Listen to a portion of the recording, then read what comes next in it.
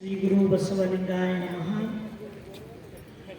ಆಯಿತ್ತು ಬಸವ ನಿಮ್ಮಿಂದ ಗುರು ಸ್ವಾಯತವೆನಗೆ, ಆಯಿತ್ತು ಬಸವ ನಿಮ್ಮಿಂದ ಲಿಂಗ ಸ್ವಾಯತವೆನಗೆ, ಆಯಿತ್ತು ಬಸವ ನಿಮ್ಮಿಂದ ಜಂಗಮ ಸ್ವಾಯತವೆನಗೆ, ಆಯಿತ್ತು ಬಸವ ನಿಮ್ಮಿಂದ ಪ್ರಸಾದ ಸ್ವಾಯತವೆನಗೆ. ಇಂತಿ ಚತುರ್ವಿಧ ಸ್ವಾಯತವ ಆಗು ಮಾಡಿದಿರಾಗಿ ಗುಹೇಶ್ವರ ಲಿಂಗಕ್ಕೆ ವಿಳಾಸವಾದಿರಲ್ಲ ಸಂಗನ ಬಸವಣ್ಣ. ಸ್ವಾನುಭಾವದ ನೆಲೆಯ ನಾನೇನ ಬಲ್ಲೆನೈ, ನೀನೇ ಒಳಪೊಕ್ಕು ಏನ ನುಡಿಸಿದಡೆ ಆನು ನುಡಿವೆನೈ ಗುರುವೆ ಕೃಪೆಯಾಗು. ಸದಾವಕಾಲ ಸ್ಮರಣೀಯರು, ಅಖಂಡ ಲೋಕ ಪೂಜ್ಯರುವಾದ ವಿಶ್ವಗುರು, ಮಹಾಮಾನವತಾವಾದಿ, ಲಿಂಗವಂತ ಧರ್ಮ ಸಂಸ್ಥಾಪಕ ಅಪ್ಪ ಬಸವಣ್ಣನವರ ಸಮಸ್ತ ಬಸವಾದಿ ಶರಣೆಯರ ಅನುಭಾವದ ಬೆಳಗಿನಲ್ಲಿ ಸಾಗಿ ಬರುತ್ತಿರುವ ಲಿಂಗಾಯತ ಧರ್ಮದರ್ಶನ ಪ್ರವಚನದಲ್ಲಿ ಭಾಗವಹಿಸಿರುವ ಎಲ್ಲ ಆತ್ಮೀಯ ಶರಣ ತಂದೆ ತಾಯಿಗಳಲ್ಲಿ, ಅನುಭಾವಿಗಳಲ್ಲಿ, ಮುದ್ದು ಮಕ್ಕಳಲ್ಲಿ, ತಮ್ಮೆಲ್ಲರಲ್ಲಿ ಭಕ್ತಿಯ ಶರಣಾರ್ಥಿಗಳು.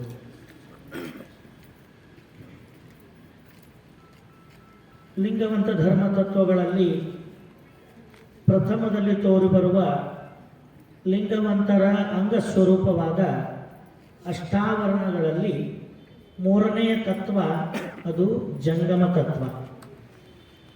ಯಾವ ಪರಾತ್ಪರ ವಸ್ತು ಪರಮಾತ್ಮ ತನ್ನ ಲೀಲೆಗಾಗಿ ತಾನೇ ಉಪದೇಶವ ಕೊಟ್ಟು ಗುರುವೆನಿಸಿ ಭಕ್ತನ ಕರಸ್ಥಲಕ್ಕೆ ಬಂದು ನೆಲೆಸಿ ಇಷ್ಟ ಲಿಂಗವೆನಿಸಿ ಹಸರವಾದ ಪ್ರಪಂಚವೆಲ್ಲವ ಕಳೆದು ದಾಸೋಹವ ಮಾಡಿಸಿಕೊಂಡು ತಾನೇ ಜಂಗಮ ನೆನೆಸಿದಾಗ ಆ ಜಂಗಮ ತತ್ವ ಅಂದ್ರೆ ಏನು ಅನ್ನೋದನ್ನು ನಿನ್ನೆಯಿಂದ ನಾವೆಲ್ಲ ಶರಣರ ವಚನಗಳ ಸಾಧಾರದೊಂದಿಗೆ ಚಿಂತನೆ ಮಾಡ್ತಾ ಬಂದು ಜಂಗಮ ಅಂದ್ರೇನು, ಜಂಗಮದ ನೆಲೆ ಕಲೆಗಳೇನು, ಜಂಗಮದ ನಿಲುವೇನು ಅನ್ನೋದನ್ನು ಚಿಂತನೆ ವಿವೇಚನೆ ಮಾಡ್ತಾ ಬಂದಿದ್ದೆ. ಅದೇ ಆ ಒಂದು ಮಾರ್ಗದಲ್ಲಿ ಅವಿರಳ ಜ್ಞಾನಿ ಶಟಸ್ಥಲ ಚಕ್ರವರ್ತಿ ಚನ್ನಬಸವಣ್ಣನವರು ಜಂಗಮವನ್ನು ಕುರಿತು ಒಂದು ಮಾತು ಹೇಳ್ತಾರೆ. ಕೇಶ ಕಾಷಾಯಾಂಬರವ ನಿಕ್ಕಿದರೇನು, ವಿಭೂತಿ ರುದ್ರಾಕ್ಷಿ ಧರಿಸಿದರೇನು, ಸಾಕಾರದಲ್ಲಿ ಸನುಮತರಲ್ಲ, ನಿರಾಕಾರದಲ್ಲಿ ನಿರತರಲ್ಲ, ಪರಮಾರ್ಥದಲ್ಲಿ ಪರಿಣಾಮಿಯಲ್ಲ. ಇದು ಕಾರಣ ತುರುಬಾಗಲಿ ಬೋಳಾಗಲಿ ಜಡೆಯಾಗಲಿ ಕೂಡಲ ಚೆನ್ನ ಸಂಗಯ್ಯನಲ್ಲಿ ಅರಿವು ಆಚಾರವುಳ್ಳಡೆ ಅದು ಜಂಗಮ. ಜಂಗಮ ಯಾವ ಜಂಗಮ ತಾನು ಅಳವಡಿಸಿಕೊಂಡಿರುವ ತತ್ವಗಳನ್ನೇ ಸಂಕೇತಿಸುವ ಶಿವಲಾಂಛನವಾಗಿ ತನ್ನ ಅಂಗದ ಮೇಲೆ ಕೆಲವೊಂದಿಷ್ಟು ಲಾಂಛನಗಳನ್ನು ಧರಿಸಿರುತ್ತಾನೆ. ಆ ಅಂತರಂಗದ ತತ್ವಗಳಿಗೂ ಆ ಜಂಗಮ ಅಳವಡಿಸಿಕೊಂಡಿರುವ ತಾತ್ವಿಕ ಚಿಂತನೆಗಳಿಗೂ ಮತ್ತು ಬಹಿರಂಗದಲ್ಲಿ ಧರಿಸಿರ್ತಕ್ಕಂಥ ಆ ಲಾಂಛನಗಳಿಗೂ ಪರಸ್ಪರ ಸಂಬಂಧ ಇರಬೇಕು. ಆ ಜಂಗಮ ತಾನು ಅಂತರಂಗದಲ್ಲಿ ಕತ್ತಲೆಯನ್ನು ಕಳೆದುಕೊಂಡದರ ಪ್ರತೀಕವಾಗಿ ವಿಭೂತಿಯನ್ನು ಧರಿಸೋದು, ಸದಾ ಶಿವ ಸಮ್ಯಕ್ ಜ್ಞಾನ ದೃಷ್ಟಿಯನ್ನು ಹೊಂದಿರುವ ಸಂಕೇತವಾಗಿ ರುದ್ರಾಕ್ಷಿಯನ್ನು ಧರಿಸಿರಬೇಕು. ಹೀಗೆ ತಾನು ಕಂಡುಕೊಳ್ಳತಕ್ಕಂಥ ಶಿವಯೋಗದ ಆ ಸಾಧನೆಯ ಲಾಂಛನವಾಗಿ ತನ್ನ ಅಂಗದ ಮೇಲೆ ಇಷ್ಟಲಿಂಗವನ್ನು ಧರಿಸಿರಬೇಕು. ಇವುಗಳು ಏನಂತ ಕರೀತಾರ? ಶಿವಲಾಂಛನಗಳು ಅಂತ ಕರೀತಾರೆ. ವಿಭೂತಿ, ರುದ್ರಾಕ್ಷಿ, ಇಷ್ಟಲಿಂಗ ಅಂದ್ರೆ ಶಿವಲಾಂಛನಗಳು, ಶಿವನನ್ನೇ ಪ್ರತಿನಿಧಿಸುವ ತತ್ವಗಳು, ಸಾಕ್ಷಾತ್ ಶಿವನನ್ನೇ ಸಂಕೇತಿಸುವ ಸಂಕೇತಗಳು ಯಾವುದು ಅಂದ್ರೆ ವಿಭೂತಿ, ರುದ್ರಾಕ್ಷಿ ಮತ್ತು ಇಷ್ಟಲಿಂಗ. ಈ ಲಾಂಛನಗಳು ಕೇವಲ ಬಹಿರಂಗದ ಧಾರಣೆ ಮಾತ್ರ ಆಗಿ ಆ ಭಕ್ತನ ಆ ಜಂಗಮನ ಅಂತರಂಗದಲ್ಲಿ ತತ್ವವಾಗಿ ಒಂದು ವೇಳೆ ವ್ಯಕ್ತಗೊಳ್ಳದೇ ಹೋಗಿದ್ದರೆ ಬರೀ ಲಾಂಛನವಾಗಿ ಬಹಿರಂಗದಲ್ಲಿ ಧರಿಸಲ್ಪಟ್ಟಿದ್ದರೆ ಆ ಅಂತರಂಗ ಒಂದು ಮುಖ, ಬಹಿರಂಗ ಇನ್ನೊಂದು ಮುಖವಾದಾಗ ಅದು ನಿಜವಾದ ಜಂಗಮನ ಲಕ್ಷಣ ಅಲ್ಲ ಅನ್ನೋದನ್ನು ಇಲ್ಲಿ ಸ್ಪಷ್ಟವಾಗಿ ಚನ್ನಬಸವಣ್ಣನವರು ಹೇಳುತ್ತಾರೆ. ಯಾಕೆ ಇದನ್ನು ಈ ವಚನದ ಎಚ್ಚರಿಕೆಯನ್ನು ನಮಗೆ ಕೊಡ್ತಾರೆ ಚನ್ನಬಸವಣ್ಣನವರಂದರೆ, ಇಂಥ ಎಲ್ಲ ಲಾಂಛನಗಳನ್ನು ಧರಿಸಿಯೂ ಆ ಲಾಂಛನಗಳಿಗೆ ತಕ್ಕುದಾದ ಅಂತರಂಗದ ಸದ್ಗುಣ ಮತ್ತು ಬಹಿರಂಗದ ಕ್ರಿಯಾದಿಗಳು ಆ ಜಂಗಮನಲ್ಲಿ ತೋರಿ ಬರದೆ ಹೋದರೆ ಅದನ್ನು ನೀನು ಜಂಗಮ ಅಂತ ಭಕ್ತನಾದವನು ಒಪ್ಪಬೇಡ. ಅಂಥ ಜಂಗಮಕ್ಕೆ ನೀನು ತಲೆ ಬಾಗಬೇಡ. ಅಂಥ ಜಂಗಮದಿಂದ ಪಾದೋದಕ ಪ್ರಸಾದವನ್ನು ಪಡೀಬೇಡ ಅಂತ ಸ್ಪಷ್ಟವಾಗಿ ಹೇಳ್ತಾರೆ. ಈ ಧರ್ಮ ಎಂಥದ್ದು ಅಂತ ಕೇಳಿದರೆ, ಸತ್ಯದ ನೆಲೆಗಟ್ಟಿನ ಮೇಲೆ ನಿಂತಹ ಧರ್ಮ. ಆ ಸತ್ಯವನ್ನೇ ಆಚರಣೆ ಮಾಡಬೇಕು ಅಂತ ನಿಂತಹ ಧರ್ಮ ಹೊರತು ಯಾವುದೇ ಮೌಢ್ಯಗಳಿಗೆ ಒಳಗಾಗದಂತೆ ಭಕ್ತರನ್ನು ಸದಾ ಎಚ್ಚರಿಕೆ ವಹಿಸುವಂತೆ ಕಾಯ್ದುಕೊಳ್ತಕ್ಕಂಥ ಧರ್ಮ ಇದು. ಎಷ್ಟು ಮೌಢ್ಯಗಳಿಗೆ ಅವಕಾಶ ಇಲ್ಲ. ಅದಕ್ಕೆ ಬಸವಣ್ಣವ್ರು ಏನಂತಾರ, ಲಾಂಛನಕ್ಕೆ ಶರಣೆಂಬೆ. ನೀನು ಧರಿಸಿದ ಆ ಲಾಂಛನಗಳಿಗೆ ಶರಣೆಂಬೆ. ಯಾಕೆ ಲಾಂಛನಗಳಿಗೆ ಶರಣೆಂಬೆ ಅಂದರೆ, ಆ ಒಂದೊಂದು ಲಾಂಛನಗಳು ಕೂಡ ಶಿವನನ್ನೇ ಸಂಕೇತಿಸ್ತವ, ಪರಮಾತ್ಮನನ್ನೇ ಸಂಕೇತಿಸ್ತವ. ಆ ಕಾರಣಕ್ಕಾಗಿ ನೀನು ಧರಿಸಿದ ಲಾಂಛನಕ್ಕೆ ಶರಣೆಂಬೆ. ಲಾಂಛನಕ್ಕೆ ತಕ್ಕ ನಡೆ, ನುಡಿ, ಆಚಾರ ಇಲ್ಲದಿದ್ದೊಡೆ ಕೂಡಲ ಸಂಗಮ ದೇವ ನೀನು ಸಾಕ್ಷಿಯಾಗಿ ಛೀಯಂಬೆ. ಲಾಂಛನಗಳನ್ನು ಕಂಡರೆ ವಂದನೆಗೈಯುವುದು ಭಕ್ತನ ಲಕ್ಷಣ. ಆ ಲಾಂಛನಗಳಲ್ಲಿ ಪರಮಾತ್ಮನನ್ನೇ ಕಾಣುವುದು ಈ ಭಕ್ತನ ಲಕ್ಷಣ. ಆದರೆ ಆ ಲಾಂಛನಗಳನ್ನು ಧರಿಸಿದ ಭಕ್ತ ಲಾಂಛನಗಳಿಗೆ ತಕ್ಕದಾಗಿ ಬದುಕದೇ ಹೋದರೆ, ತನ್ನ ಬದುಕಿನ ಆ ಬಾಳಪಥದಲ್ಲಿ ಆ ಲಾಂಛನಗಳ ತತ್ವಗಳನ್ನು ತನ್ನ ಸದ್ಗುಣಗಳಾಗಿ ಅಳವಡಿಸಿಕೊಳ್ಳದೆ ಹೋಗಿದ್ರೆ ಅವನು ಅವಗುಣಿಯಾಗಿ, ದುರ್ಗುಣಿಯಾಗಿ, ಭವಭಾರಕನಾಗಿ ಬದುಕಿ ಮತ್ತೆಯೂ ಲಾಂಛನಗಳನ್ನು ಧರಿಸಿದರೆ ಕೂಡಲ ಸಂಗಮ ದೇವ ಅಂದರೆ ಅಂತರಾತ್ಮ ಸಾಕ್ಷಿಯಾಗಿ ನಾನು ಛೀಯಂಬೆ, ಅದನ್ನು ನಾನು ಒಪ್ಪೋದಿಲ್ಲ. ಇಂಥ ಒಂದು ಸ್ಪಷ್ಟತೆಯ ನೆಲೆಯಲ್ಲಿ ಜಂಗಮ ಅನ್ನತಕ್ಕಂಥದ್ದು ಬರೀ ವೇಷಧಾರಿ, ಲಾಂಛನಧಾರಿ ಆದರೆ ಅದು ಜಂಗಮ ಅಲ್ಲ. ಎಷ್ಟು ಚಂದ ಮಡಿವಾಳ ಮಾಚಿದೇವರು ಹೇಳ್ತಾರ, ಈಶ ಲಾಂಛನಗಳ ಧರಿಸಿದ ಮೇಲೆ ಮನ್ಮಥ ವೇಷ ಲಾಂಛನ ವೇತಕ್ಕಯ್ಯ. ಇವೆಲ್ಲ ಈಶ ಲಾಂಛನಗಳು, ವಿಭೂತಿ, ರುದ್ರಾಕ್ಷಿ, ಲಿಂಗ.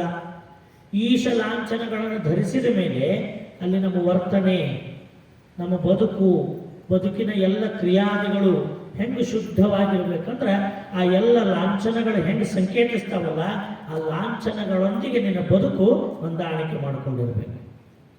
ಅವುಗಳ ಮಧ್ಯದಲ್ಲಿ ಸಾಮರಸ್ಯ ಇರಬೇಕು. ಅದು ಇಲ್ಲದೇ ಹೋದಾಗ ಲಾಂಛನಕ್ಕೂ ಮತ್ತು ನಮ್ಮ ಬದುಕಿಗೂ ವ್ಯತ್ಯಾಸಗಳು ತೋರಿ ಬಂದಾಗ ಅದು ನಿಜವಾದ ಜಂಗಮ ತತ್ವ ಆಗೋದಿಲ್ಲ. ಅದಕ್ಕೆ ಅವರೇನಂದ್ರು, ಕೇಶ ಕಾಷಾಯಾಂಬರವ ಧರಿಸಿದರೇನು, ವಿಭೂತಿ ರುದ್ರಾಕ್ಷಿ ಧರಿಸಿದರೇನು. ಈ ದೇಹದ ಮೇಲೆ ಇವನ್ನೆಲ್ಲ ಧರಿಸಿಕೊಂಡಿರಬಹುದು. ಎಲ್ಲವನ್ನು ನಾವು ಧರಿಸಿಕೊಂಡು ಒಂದು ವೇಳೆ ಆ ತತ್ವಗಳಿಗೆ ಅನುಗುಣವಾಗಿ ಬದುಕದೇ ಹೋದರೆ ಅವರ ಬದುಕು ಹೆಂಗಿರ್ತೈತಂದ್ರೆ, ಈ ಸಾಕಾರದಲ್ಲಿ ಇವರು ಸನುಮತರಲ್ಲ, ನಿರಾಕಾರದಲ್ಲಿ ನಿರತರಲ್ಲ, ಪರಮಾರ್ಥದಲ್ಲಿ ಪರಿಣಾಮಿಯಲ್ಲ. ಏನ್ರಿ ಹಂಗಂದ್ರೆ ಅರ್ಥ? ಸಾಕಾರದಲ್ಲಿ ಸನುಮತರಲ್ಲ. ಯಾವ ಲಾಂಛನಗಳು ಸಾಕಾರವಾಗಿ ಅಂಗದ ಮೇಲೆ ಧರಿಸಲ್ಪಟ್ಟವಲ್ಲ, ಆ ಲಾಂಛನಗಳಿಗೆ ತಕ್ಕದಾಗಿ ಇವರು ಬದುಕವರಲ್ಲ. ಆ ಲಾಂಛನಗಳಿಗೆ ಯೋಗ್ಯತೆಯನ್ನು ತಂದುಕೊಡೋರಲ್ಲ. ಅದಕ್ಕೆ ಇವರು ಸಾಕಾರದಲ್ಲಿ ಸನ್ಮತರಲ್ಲ, ನಿರಾಕಾರದಲ್ಲಿ ನಿರತರಲ್ಲ. ಆ ಲಾಂಛನಗಳು ತತ್ವ ಅಂತಕ್ಕಂಥ ನಿರಾಕಾರ ರೂಪ ಪಡೆದು ಅಂತರಂಗದೊಳಗೆ ವ್ಯಕ್ತ ಆಗಬೇಕಾಗಿತ್ತಲ್ಲ, ಹಂಗೂ ಆಗಿಲ್ಲ ಇವರ ಹತ್ರ. ಅದಕ್ಕೆ ಇವರು ನಿರಾಕಾರದಲ್ಲಿ ನಿರತರಲ್ಲ. ಸಾಕಾರ ಮತ್ತು ನಿರಾಕಾರಗಳ ಬೆಸುಗೆಯಿಂದ ಪಾರಮಾರ್ಥಿಕದಲ್ಲಿ ಪರಿಣಾಮ ಎನಿಸಬೇಕಾಗಿತ್ತಲ್ಲ, ಅದು ಇವರ ಕಡೆಯಿಂದ ಸಾಧ್ಯ ಆಗಲಿಲ್ಲ. ಲೌಕಿಕಕ್ಕೂ ಯೋಗ್ಯರಲ್ಲ, ಆ ಕಡೆ ಪರಮಾರ್ಥಕ್ಕೂ ಯೋಗ್ಯರಲ್ಲ. ಅಂಥ ತ್ರಿಶಂಕು ಸ್ಥಿತಿ ಒಳಗಿರ್ತಕ್ಕಂಥ ಇವರು ಬರೀ ವೇಷಧಾರಿಗಳು. ಲಾಂಛನಧಾರಿಗಳು ಹೊರತು ನಿಜವಾದ ಜಂಗಮ ತತ್ವವಾಗಿ ಅರಿತವರಲ್ಲ. ಅದಕ್ಕೆ ಅವರು ಸ್ಪಷ್ಟವಾಗಿ ಹೇಳ್ತಾರೆ, ತುರುಬಾಗಲಿ ಬೋಳಾಗಲಿ ಜಡೆಯಾಗಲಿ. ತುರುಬದ ಕಟ್ಟಿಕೊಳ್ಳೋದು, ಜಡೆ ಬಿಡೋದು, ಬೋಳು ತಲೆ ಮಾಡ್ಕೊಳ್ಳೋದು, ಇವುಗಳೇ ಜಂಗಮ ಅಂತ ತಿಳ್ಕೊಂಡು ಸ್ವಲ್ಪ ಈ ಜಂಗಮ ಅಂತ ನಾನು ವಿಶೇಷ ಕಾಣಬೇಕಂತ ತಿಳ್ಕೊಂಡು ಇವು ಏನಾರೇ ಒಂದು ಮಾಡ್ತಿರ್ತಾರೆ. ಇವನು ಏನಾರೇ ಒಂದು ಮಾಡ್ತಿರ್ತಾರೆ.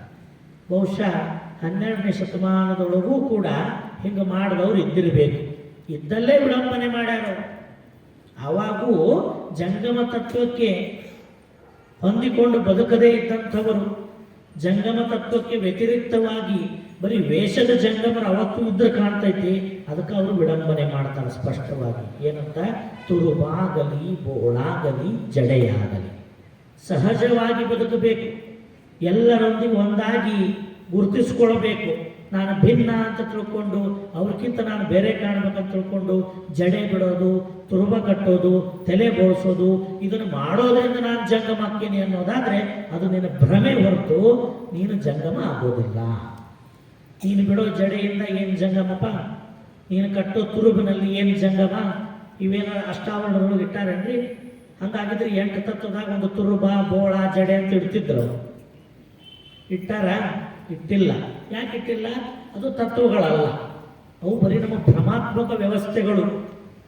ಆ ಥರ ಇದ್ದು ನಾನು ಜಂಗಮ ಆಗ್ಬೋದೇನೋ, ಇತರರಿಗೆ ಪೂಜ್ಯನಾಗಿ ಕಾಣಬಹುದೇನೋ ಅನ್ನೋ ಭ್ರಮೆಗಳಷ್ಟೇ. ಅದಕ್ಕೆ ತುರುಬಾಗಲಿ ಬೋಳಾಗಲಿ ಜಡೆಯಾಗಲಿ ಇವು ಮುಖ್ಯ ಅಲ್ಲ. ಹಾಗಾದ್ರೆ ಜಂಗಮನಿಗೆ ಕಡ್ಡಾಯವಾಗಿ ಇರಬೇಕಾದದ್ದೇನು ಅಂದ್ರೆ ಅರಿವು, ಆಚಾರವುಳ್ಳಡೆ ಅದು ನಿಜ ಜಂಗಮ. ನಿಜ ಜಂಗಮ ಯಾವ ಅರಿವು? ತಾನಾರೆಂಬ ಅರಿವು, ತನ್ನ ಸ್ವರೂಪ ಏನನ್ನುವ ಅರಿವು, ಆ ಅರಿವಿನ ಬೆಳಕಿನಲ್ಲಿ ನಡೆದ ಆಚಾರ, ಆ ಕ್ರಿಯೆ. ಈ ಅರಿವು ಮತ್ತು ಆಚಾರಗಳಲ್ಲಿ ಸಮನ್ವಯತೆಯನ್ನ ಸಾಧಿಸಿದವನೇ. ಅರಿವು ಮತ್ತು ಆಚಾರಗಳಲ್ಲಿ ಎಳ್ಳಷ್ಟು ಭೇದವಿಲ್ಲದವನೇ ನಿಜವಾದ ಜಂಗಮ. ಜಂಗಮ ಅನ್ನೋದನ್ನು ಇಲ್ಲಿ ಚನ್ನಬಸವಣ್ಣನವರು ನಮಗೆಲ್ಲ ಎಚ್ಚರಿಕೆಯನ್ನು ಕೊಡ್ತಾರೆ. ಅದಕ್ಕೆ ಇನ್ಮೇಲೆ ನಾವೇನಿರಬೇಕು? ಜಂಗಮ ತತ್ವದ ವಿಷಯದೊಳಗೆ ಎಚ್ಚರಿಕೆಯಿಂದ ಇರಬೇಕು. ಯಾವುದು ವೇಷದ ಜಂಗಮ, ಆ ವೇಷದ ಜಂಗಮಕ್ಕೆ ಅಪಾತ್ರದಾನವನ್ನು ಮಾಡಬಾರ್ದು, ನಮ್ಮನ್ನಲ್ಲಿ ಅರ್ಪಿಸ್ಕೋಬಾರ್ದು. ನಿಜವಾದ ಜಂಗಮ ಯಾವುದು ಅಂತ ಶರಣರು ಅಷ್ಟಾವರಣಗಳಲ್ಲಿ ವಚನಗಳ ಬೆಳಕಿನಲ್ಲಿ ನಮಗೆ ತೋರಿಸಿಕೊಟ್ರಲ್ಲ, ಈ ಅರಿವನ್ನು ಪಡೆದ ನಂತರ ನಾವೆಂದಿಗೂ ಕೂಡ ಇಂಥ ವೇಷ ಜಂಗಮ, ಜಾತಿ ಜಂಗಮ, ಕುಲ ಜಂಗಮ ಇವುಗಳ ಬೆಳವಣಿಗೆಗೆ ಅವಕಾಶವನ್ನು ಕೊಡಬಾರದು ಈ ಭಕ್ತರು. ಆ ನೆಲೆಯಲ್ಲಿ ನಾವೆಲ್ಲ ಎಚ್ಚರಿಕೆಯಿಂದ ಜಂಗಮ ತತ್ವವನ್ನು ಅರಿತು ಆಚರಿಸಿ ಅರ್ಪಿಸಬೇಕು ಅಂತಕ್ಕಂಥದ್ದು ಈ ವಚನದ ಒಂದು ಸಂದೇಶ ಆಗಿರುವಂಥದ್ದು. ಅದನ್ನೇ ಮತ್ತು ಹಿಂಗೆಲ್ಲ ಇದ್ರೆ ಜಂಗಮ ಅಲ್ಲ ಅಂತ ಸ್ಪಷ್ಟವಾಗಿ ಹೇಳಿದ್ರಲ್ಲ. ಮತ್ತು ಹಂಗಾರೆ ಜಂಗಮ ಇನ್ನೂ ಹೆಂಗಿರ್ತಾನಪ್ಪ? ಇನ್ನೂ ಜಂಗಮದ ಸ್ವರೂಪ ಏನು, ಯಾವ ಮಟ್ಟಿಗಿರ್ತೈತಿ ಜಂಗಮದ ಸ್ವರೂಪ ಅನ್ನೋದನ್ನು ಒಂದು ಕಡೆಗೆ ಜೀವರಿಗೆ ಷಣ್ಮುಖ ಶಿವಯೋಗಿಗಳು ಬಹಳ ಅದ್ಭುತವಾಗಿ ಹೇಳುತ್ತಾರೆ. ಉಪಾಧಿಯ ನಳಿದು ನಿರುಪಾಧಿಯ ತಿಳಿದು ಸಹಜ ಮಾಟದಲ್ಲಿ ಸುಳಿದು ಜಾತಿ ಸೂತಕ, ಜನನ ಸೂತಕ, ಮರಣ ಸೂತಕ, ಉಚ್ಚಿಷ್ಟ ಸೂತಕ, ರಜಸ್ಸೂತಕವೆಂಬ ಪಂಚಸೂತಕಗಳ ಕಳೆದು ಲಿಂಗಾಚಾರ, ಸದಾಚಾರ, ಶಿವಾಚಾರ, ಗಣಾಚಾರ, ಭೃತ್ಯಾಚಾರವೆಂಬ ಪಂಚ ಆಚಾರಗಳು ಅಂಗದಲ್ಲಿ ಅಳವಟ್ಟು ಲಿಂಗಾಚಾರ, ಸದಾಚಾರ, ಶಿವಾಚಾರ, ಗಣಾಚಾರ, ಭೃತ್ಯಾಚಾರವೆಂಬ ಪಂಚ ಆಚಾರಗಳು ಆ ಜಂಗಮನ ಅಂಗದಲ್ಲಿ ಅಳವಟ್ಟು. ನಂತರ ಅವರು ಹೇಳ್ತಾರೆ, ಪಂಚಲಿಂಗಗಳ ಪಂಚ ಜ್ಞಾನೇಂದ್ರಿಯಗಳಲ್ಲಿ ಪ್ರತಿಷ್ಠಾಪಿಸಿಕೊಂಡು, ಪಂಚಲಿಂಗಗಳ ಪಂಚ ಜ್ಞಾನೇಂದ್ರಿಯಗಳಲ್ಲಿ ಪ್ರತಿಷ್ಠಾಪಿಸಿಕೊಂಡು ಪಂಚ ಪ್ರಾಣವಾಯುಗಳ ಸಂಚಲನ ಗುಣ ಒಳಿದು ಪಂಚ ಪ್ರಾಣವಾಯುಗಳ ಸಂಚಲನ ಗುಣ ಒಳಿದು ಸುಳಿಯಬಲ್ಲಡೆ ಅದು ನಿಜವಾದ ಜಂಗಮ. ನಿಜವಾದ ಜಂಗಮ. ಜಂಗಮದ ನೆಲೆ ಕಲೆಗಳನ್ನು ಇಷ್ಟು ತತ್ವಭರಿತವಾಗಿ ಬಹುಶಃ ತೋರಿಸಿಕೊಡೋದು ಅಂದ್ರೆ ಬಹಳ ಕಷ್ಟ. ಎಲ್ಲ ಹಂತಗಳನ್ನು ಒಳಗೊಂಡು ಜಂಗಮ ಅಂದರೆ ಹೆಂಗಿರ್ತೈತಿ ಅನ್ನೋದನ್ನು ಅಖಂಡೇಶ್ವರ ವಚನದಲ್ಲಿ ನಾವು ಕಾಣುತ್ತೀವಿ. ಉಪಾಧಿಯ ನಳಿದು ನಿರುಪಾಧಿಯ ತಿಳಿದು. ಉಪಾಧಿಗಳು ಅಂದರೆ ಯಾವುವು? ಜೀವನಿಗೆ ಅಂಟಿದ ಉಪಾಧಿಗಳದವಲ್ಲ, ಆ ಎಲ್ಲ ಉಪಾಧಿಗಳನ್ನು ಅಳಿದದ್ದು, ಕಳೆದದ್ದು, ನಿವಾರಿಸಿಕೊಂಡದ್ದು ಜಂಗಮ. ಇದಕ್ಕೆ ಏನೇನು ಉಪಾಧಿಗಳದವ? ಮೊಟ್ಟ ಮೊದಲನೇದಾಗಿ ಈ ಒಂದು ದೇಹದೊಳಗೆ ದೇಹ ನಾನು ಅನ್ನುವಂಥ ಐತಲ್ಲ, ಇದು ದೊಡ್ಡ ಉಪಾಧಿ. ಇದ್ರೊಳಗೆ ಹುಟ್ಟದವ ನಾನು, ಹುಟ್ಟವ ನಾನು ಅಂತ ತಿಳಿದೀವಲ್ಲ, ಅದು ದೊಡ್ಡದು. ಕೊನೆಗೆ ಸಾಯವ ನಾನು, ಹೊಂದವ ನಾನು, ನಾಶಗೊಳ್ಳವ ನಾನು ಅಂತ ತಿಳಿದೀವಲ್ಲ, ಅದೊಂದು ಉಪಾಧಿ. ಈ ಜನನ ಮರಣಗಳ ಮಧ್ಯದಲ್ಲಿ ವ್ಯವಹರಿಸುವವನು ನಾನು ಅಂತ ಭಾವಿಸಿವಲ್ಲ, ಅದು ಒಂದು ಉಪಾಧಿ. ಆ ವ್ಯವಹರಿಸುವಾಗ ಒಂದಿಷ್ಟು ಕಾಮ ಅಂದರೆ ರಾಗಗಳಿಗೆ ಒಳಗಾಗ್ತೀವಲ್ಲ, ಅದೊಂದು ಉಪಾಧಿ. ಆ ಒಂದು ಕಾಮನೆಗಳನ್ನು ಪೂರೈಸುವ ಭರದಲ್ಲಿ ದ್ವೇಷಕ್ಕೆ ಒಳಗಾಗ್ತೀವಲ್ಲ, ಅದೊಂದು ಉಪಾಧಿ. ಯಾವ ಅರಿಷಡ್ ವರ್ಗಗಳು, ಅಷ್ಟಮದಂಗಳು, ಸಪ್ತ ವ್ಯಸನಗಳು ಎಲ್ಲ ಒಳಗೊಂಡಿರ್ತಕ್ಕಂಥದ್ದು ಏನೈತಲ್ಲ, ಇದು ಜೀವನಿಗೆ ಅಂಟಿದ ಉಪಾಧಿಗಳು. ಈ ಎಲ್ಲ ಉಪಾಧಿಗಳನ್ನು ತನ್ನ ಅರಿವು, ಆಚಾರ, ಅನುಭಾವದ ಬಲದಿಂದ ಹಂಗ ಬಿಡೋದಿಲ್ರಿ. ಭಾಳ ಚಲೋ ಅಂಟು ಹಚ್ಚಣ ಪರಮಾತ್ಮ. ಎಂಥ ಅಂಟು ಅಂದ್ರೆ ಅಟ್ಟಿಟ್ಟ ಹಚ್ಚಿ ತೊಳೆದ್ರೆ ಹೋಗೋವಲ್ಲ. ಈ ಒಂದು ತಿಂಗಳ ಪ್ರವಚನ ಹೇಳಿದ್ರು ಕೇಳಿದ್ರು ಬಿಡವಲ್ಲ. ಬಹಳ ಶತ ಪ್ರಯತ್ನ ಮಾಡಬೇಕು. ಸಾಧನೆಯೇ ಬದುಕಿನ ಗುರಿಯಾಗಬೇಕು. ಇವನು ಕಳ್ಕೊಳ್ಳೋದು ಶಿವಾಯ ನನ್ನ ಬದುಕಿಗೆ ಏನು ಬೇಡ ಅಂತ ಅದನ್ನೇ ಗುರಿಯಾಗಿ ತಗೊಂಡ್ರೆ ಮಾತ್ರ ಒಂದಿಷ್ಟು ಬಿಡುವಂಥವಿಲ್ಲ. ಅದಕ್ಕೆ ಅವ್ರು ಏನಂತಾರ, ಇಂಥ ಉಪಾಧಿಗಳನ್ನು ಆ ಜಂಗಮ ಕಳ್ಕೊಂಡಾನ. ಎದರಿಂದ ಕಳ್ಕೊಂಡಾನ ಅಂದ್ರೆ ಅರಿವಿನ ಗಟ್ಟಿತನದಿಂದ ಕಳ್ಕೊಂಡಾನ, ಶುದ್ಧ ಕ್ರಿಯಾದಿಗಳಿಂದ ಕಳ್ಕೊಂಡಾನ. ಆ ಅರಿವು ಆಚಾರಗಳ ಬೆಂಬಳಿ ಬಿಡಿದು ಬಂದ ಅನುಭಾವದ ಬೆಳಕಿನಲ್ಲಿ ಕಳ್ಕೊಂಡಾನ. ಅದಕ್ಕಾಗಿ ಅವನಿಗೆ ಜಂಗಮನಿಗೆ ಈ ಜೀವನಿಗೆ ಅಂಟಿದ ಯಾವ ಉಪಾಧಿಗಳ ಬಂಧನವೂ ಇಲ್ಲ. ಉಪಾಧಿಯ ನಳಿದವನೇ ಜಂಗಮ. ನಿರುಪಾಧಿಯ ತಿಳಿದು. ಈ ಉಪಾಧಿಕೆಗಳನ್ನು ಹೊದ್ದದ ಮಲತ್ರಯ ರಹಿತವಾದ ಶುದ್ಧವಾದ ಆ ಅಂತರಂಗದ ಪರಶಿವ ಚೈತನ್ಯ ಇದೆಯಲ್ಲ, ಅದುವೇ ನಿರುಪಾಧಿಕ ತತ್ವ. ಆ ನಿರುಪಾಧಿಯ ತಿಳಿಯೋದು ಅಂದ್ರೇನು? ಯಾವ ಉಪಾಧಿ ಅಂದ್ರೆ ಸಾಕಾರವಾಗಿರ್ತಕ್ಕಂಥ ಈ ಬ್ರಹ್ಮಾಂಡದ ವಿಚಾರಗಳನ್ನು ಮೀರಿ ಉಪಾಧಿಕವಾಗಿರ್ತಕ್ಕಂಥ ಸಾಕಾರದ ಬ್ರಹ್ಮಾಂಡದೊಳಗೆ ನಿರುಪಾಧಿಕ ತತ್ವವಾಗಿ ನೆಲೆಗೊಂಡಿರುವ ಪರಮಾತ್ಮನನ್ನ ತನ್ನೊಳಗೂ ಹೊರಗೂ ಪರಿಪೂರ್ಣವಾಗಿ ಅರಿತವನೇ ನಿರುಪಾಧಿಯ ತಿಳಿದವನು. ಬರೀ ಪರಮಾತ್ಮನನ್ನು ಒಳಗ ಅದನ ಅನ್ನೋದು ಪರಿಪೂರ್ಣ ಅಲ್ಲ. ನನ್ನೊಳಗೂ ಇದ್ದಾನೆ, ನನ್ನ ಹೊರಗೂ ಇದ್ದಾನೆ, ಇಡೀ ಬ್ರಹ್ಮಾಂಡದೊಳಗೆಲ್ಲ ವ್ಯಾಪಿಸಿದ್ದಾನೆ. ಇಡೀ ಬ್ರಹ್ಮಾಂಡದೊಳಗೆಲ್ಲ ನನ್ನೊಳಗಿರುವ ಶಿವ ಚೈತನ್ಯವೇ ಪರಿವ್ಯಾಪಿಸಿದೆ. ಆ ಅಖಂಡ ಪರಿಪೂರ್ಣವೇ ನನ್ನಲ್ಲಿ ಸೂಕ್ಷ್ಮ ರೂಪವಾಗಿ ನೆಲೆಸಿದೆ ಅನ್ನುವ ಅಖಂಡ ಭಾವದಲ್ಲಿ ಇರೋದೈತಲ್ಲ, ಇದು ನಿರುಪಾಧಿಯ ತಿಳಿದ ನಿಲುವು. ಈಗ ನಾವ್ಯಾವ ನಿಲುವಿನೊಳಗದೀವಂದ್ರೆ, ಈ ದೇಹ ಎಷ್ಟು ಕಾಣ್ತೈತಿ ಇಷ್ಟ ನಾವಂತ ತಿಳ್ಕೊಂಡ್ಬಿಡ್ತೀವಿ. ನಮ್ಮ ದೇಹ ಎಷ್ಟು ಕಾಣಕತ್ತೈತಿ? 5 ಫೋಟೋ 6 ಫೋಟೋ ಐತಲ್ಲ, ಇಷ್ಟಪ್ಪ ನಾನಂದ್ರೆ ಇದಿಷ್ಟೇ ಅಂತ ತಿಳಿದೀವಿ. ಇದು ಉಪಾಧಿಯೊಳಗಿದ್ದವರ ನಿಲುವು. ಆದರೆ ಈ ಉಪಾಧಿಯ ಕಟ್ಟನ್ನು ಹರಿದು ನಿರುಪಾಧಿಕ ತತ್ವದಲ್ಲಿ ವಿಕಾಸಗೊಂಡ ಜಂಗಮ ಈ ದೇಹ ನಾನು ಅಂತ ತಿಳಿದಿಲ್ಲ, ಇಡೀ ಬ್ರಹ್ಮಾಂಡದೊಳಗೆಲ್ಲ ವ್ಯಾಪಿಸಿರುವ ಚೈತನ್ಯವೆಲ್ಲವೂ ನಾನೇ ಅಂತ ತಿಳಿದಾನಲ್ಲ, ಆವಾಗ ಅವನ ಭಾವ ವಿಶಾಲ ಆಗ್ತೈತೆ. ಅದಕ್ಕೇನಂತಾರ? ನಿರುಪಾಧಿಯ ತಿಳಿದು. ಎಲ್ಲರೊಳಗೂ ನಾನಿದ್ದೇನೆ, ನನ್ನೊಳಗೆ ಸರ್ವರೂ ಇದ್ದಾರೆ. ಅಂದರೆ ಸಕಲ ಜೀವರಾಶಿಗಳು ಎನ್ನೊಳಗಿದ್ದಾರೆ. ಹೇಗೆ?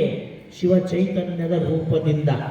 ಈ ರೂಪವನ್ನು ಪರಿಪೂರ್ಣವಾಗಿ ಅರಿಯುವುದೇ ನಿರುಪಾಧಿಯ ತತ್ವವನ್ನು ತಿಳಿಯೋದು. ಸಹಜ ಮಾಟದಲ್ಲಿ ಸುಳಿದು ಇಂಥ ಉಪಾಧಿಕೆಗಳನ್ನು ಕಳೆಕೊಂಡು ನಿರುಪಾಧಿಕ ತತ್ವದ ನೆಲೆಯಲ್ಲಿ ನಿಂತ ಜಂಗಮ, ಅವನ ಮಾಟ ಹೆಂಗಿರ್ತೈತೆ ಅಂದ್ರೆ ಸಹಜ ಮಾಟ. ಸಹಜ ಮಾಟದಲ್ಲಿ ಸುಳಿಯೋದು ಅಂದ್ರೆ ಅರ್ಥ ಏನು? ಈ ಬದುಕು ಅಂದ್ರೆ ಏನಿದು? ಎಂಥದ್ದಿದು? ಭವಶರದಿ, ಇದು ಭವಸಾಗರ. ಇದು ಯಾವ್ಯಾವ ಸಂದರ್ಭದಲ್ಲಿ ಎಂತೆಂಥ ತಿರುವುಗಳನ್ನು ಪಡ್ಕೊತೈತಿ ಕಂಡವ್ರು ಯಾರು?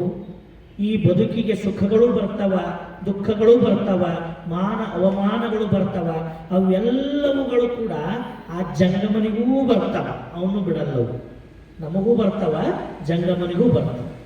ಏನು ವ್ಯತ್ಯಾಸ ಅಂದರೆ ಜಂಗಮ ಆ ಎಲ್ಲ ರೀತಿಯಾಗಿರ್ತಕ್ಕಂತಹ ವ್ಯತಿರಿಕ್ತಗಳು ವ್ಯತ್ಯಾಸಗಳು ಬಂದಾಗ ಸಹಜ ಮಾಟದಲ್ಲಿ ಸುಳಿಯುವವನೇ ಜಂಗಮ.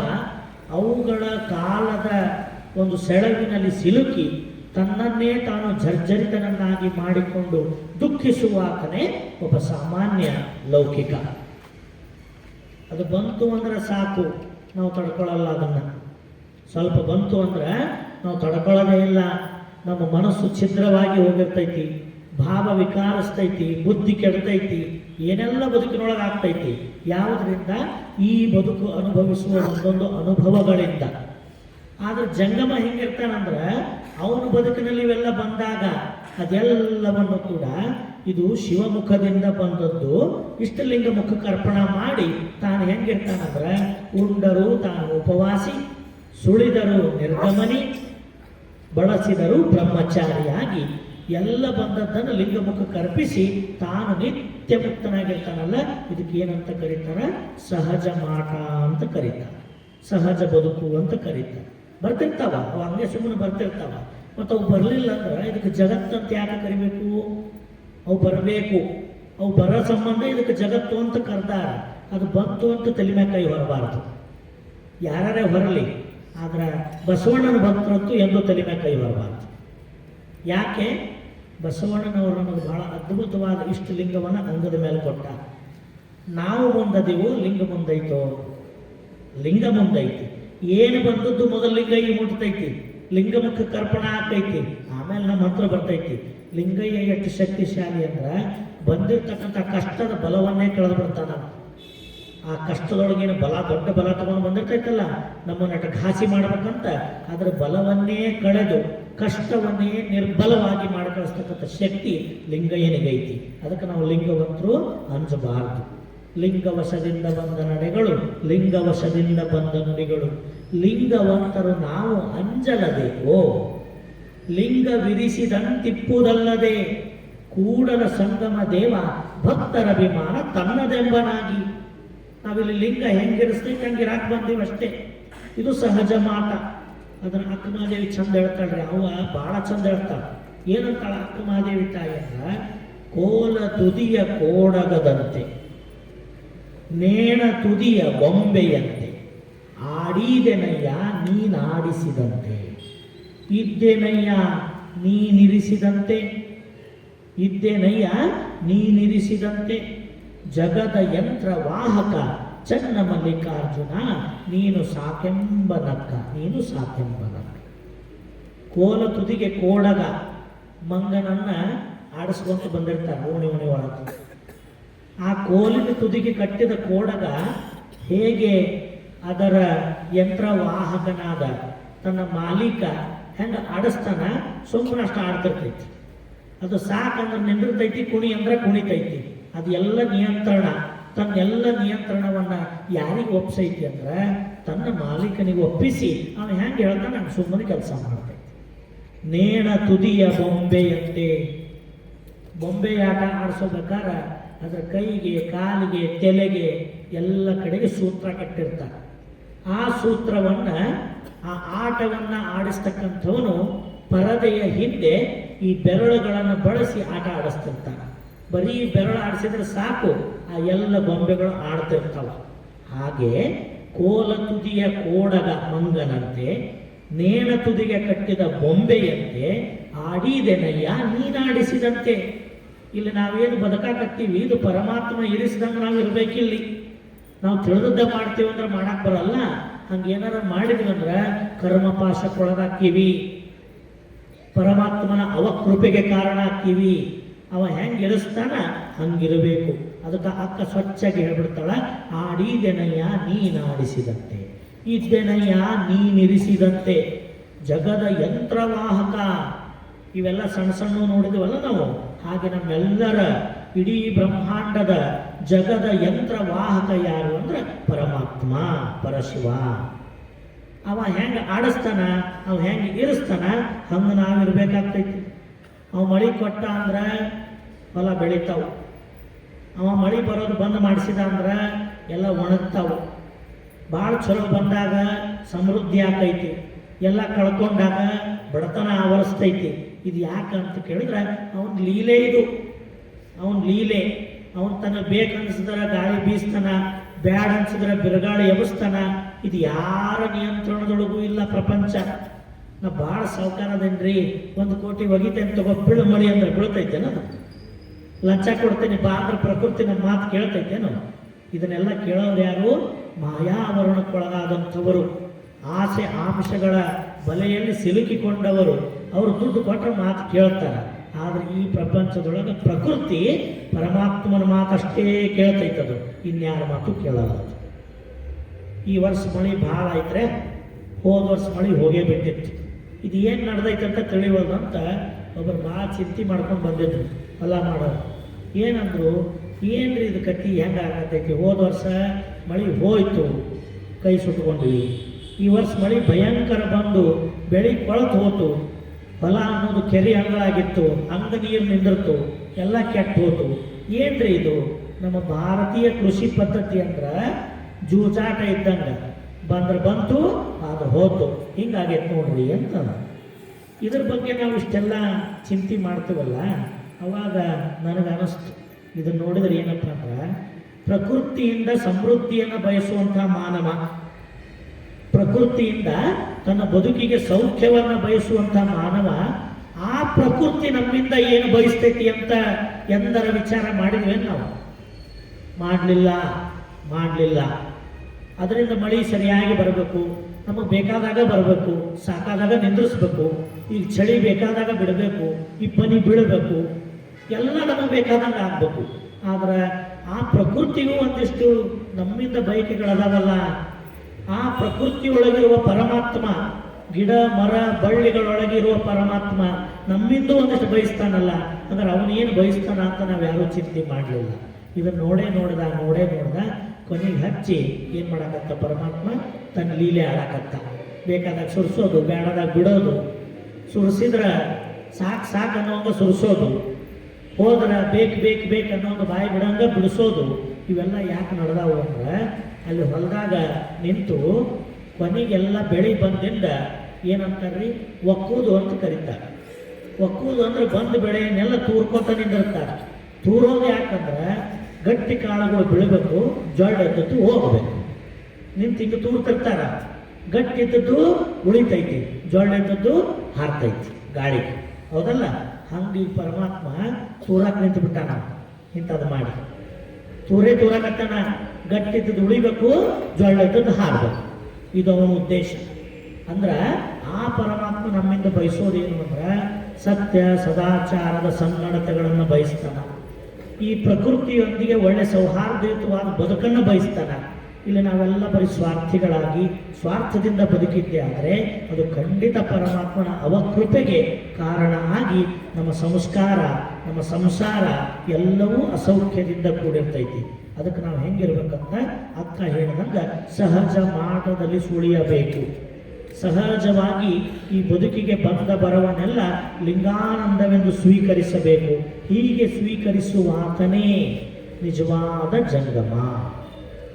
ಯಾವುದೇ ಭಾವ ವ್ಯತ್ಯಾಸಗಳಿಲ್ಲದೆ, ಭಾವದಲ್ಲಿ ಏರಿಳಿತಗಳಿಲ್ಲದೆ ಸಹಜವಾಗಿ ಸ್ವೀಕರಿಸುವುದೇ ಸಹಜ ಮಾಟ.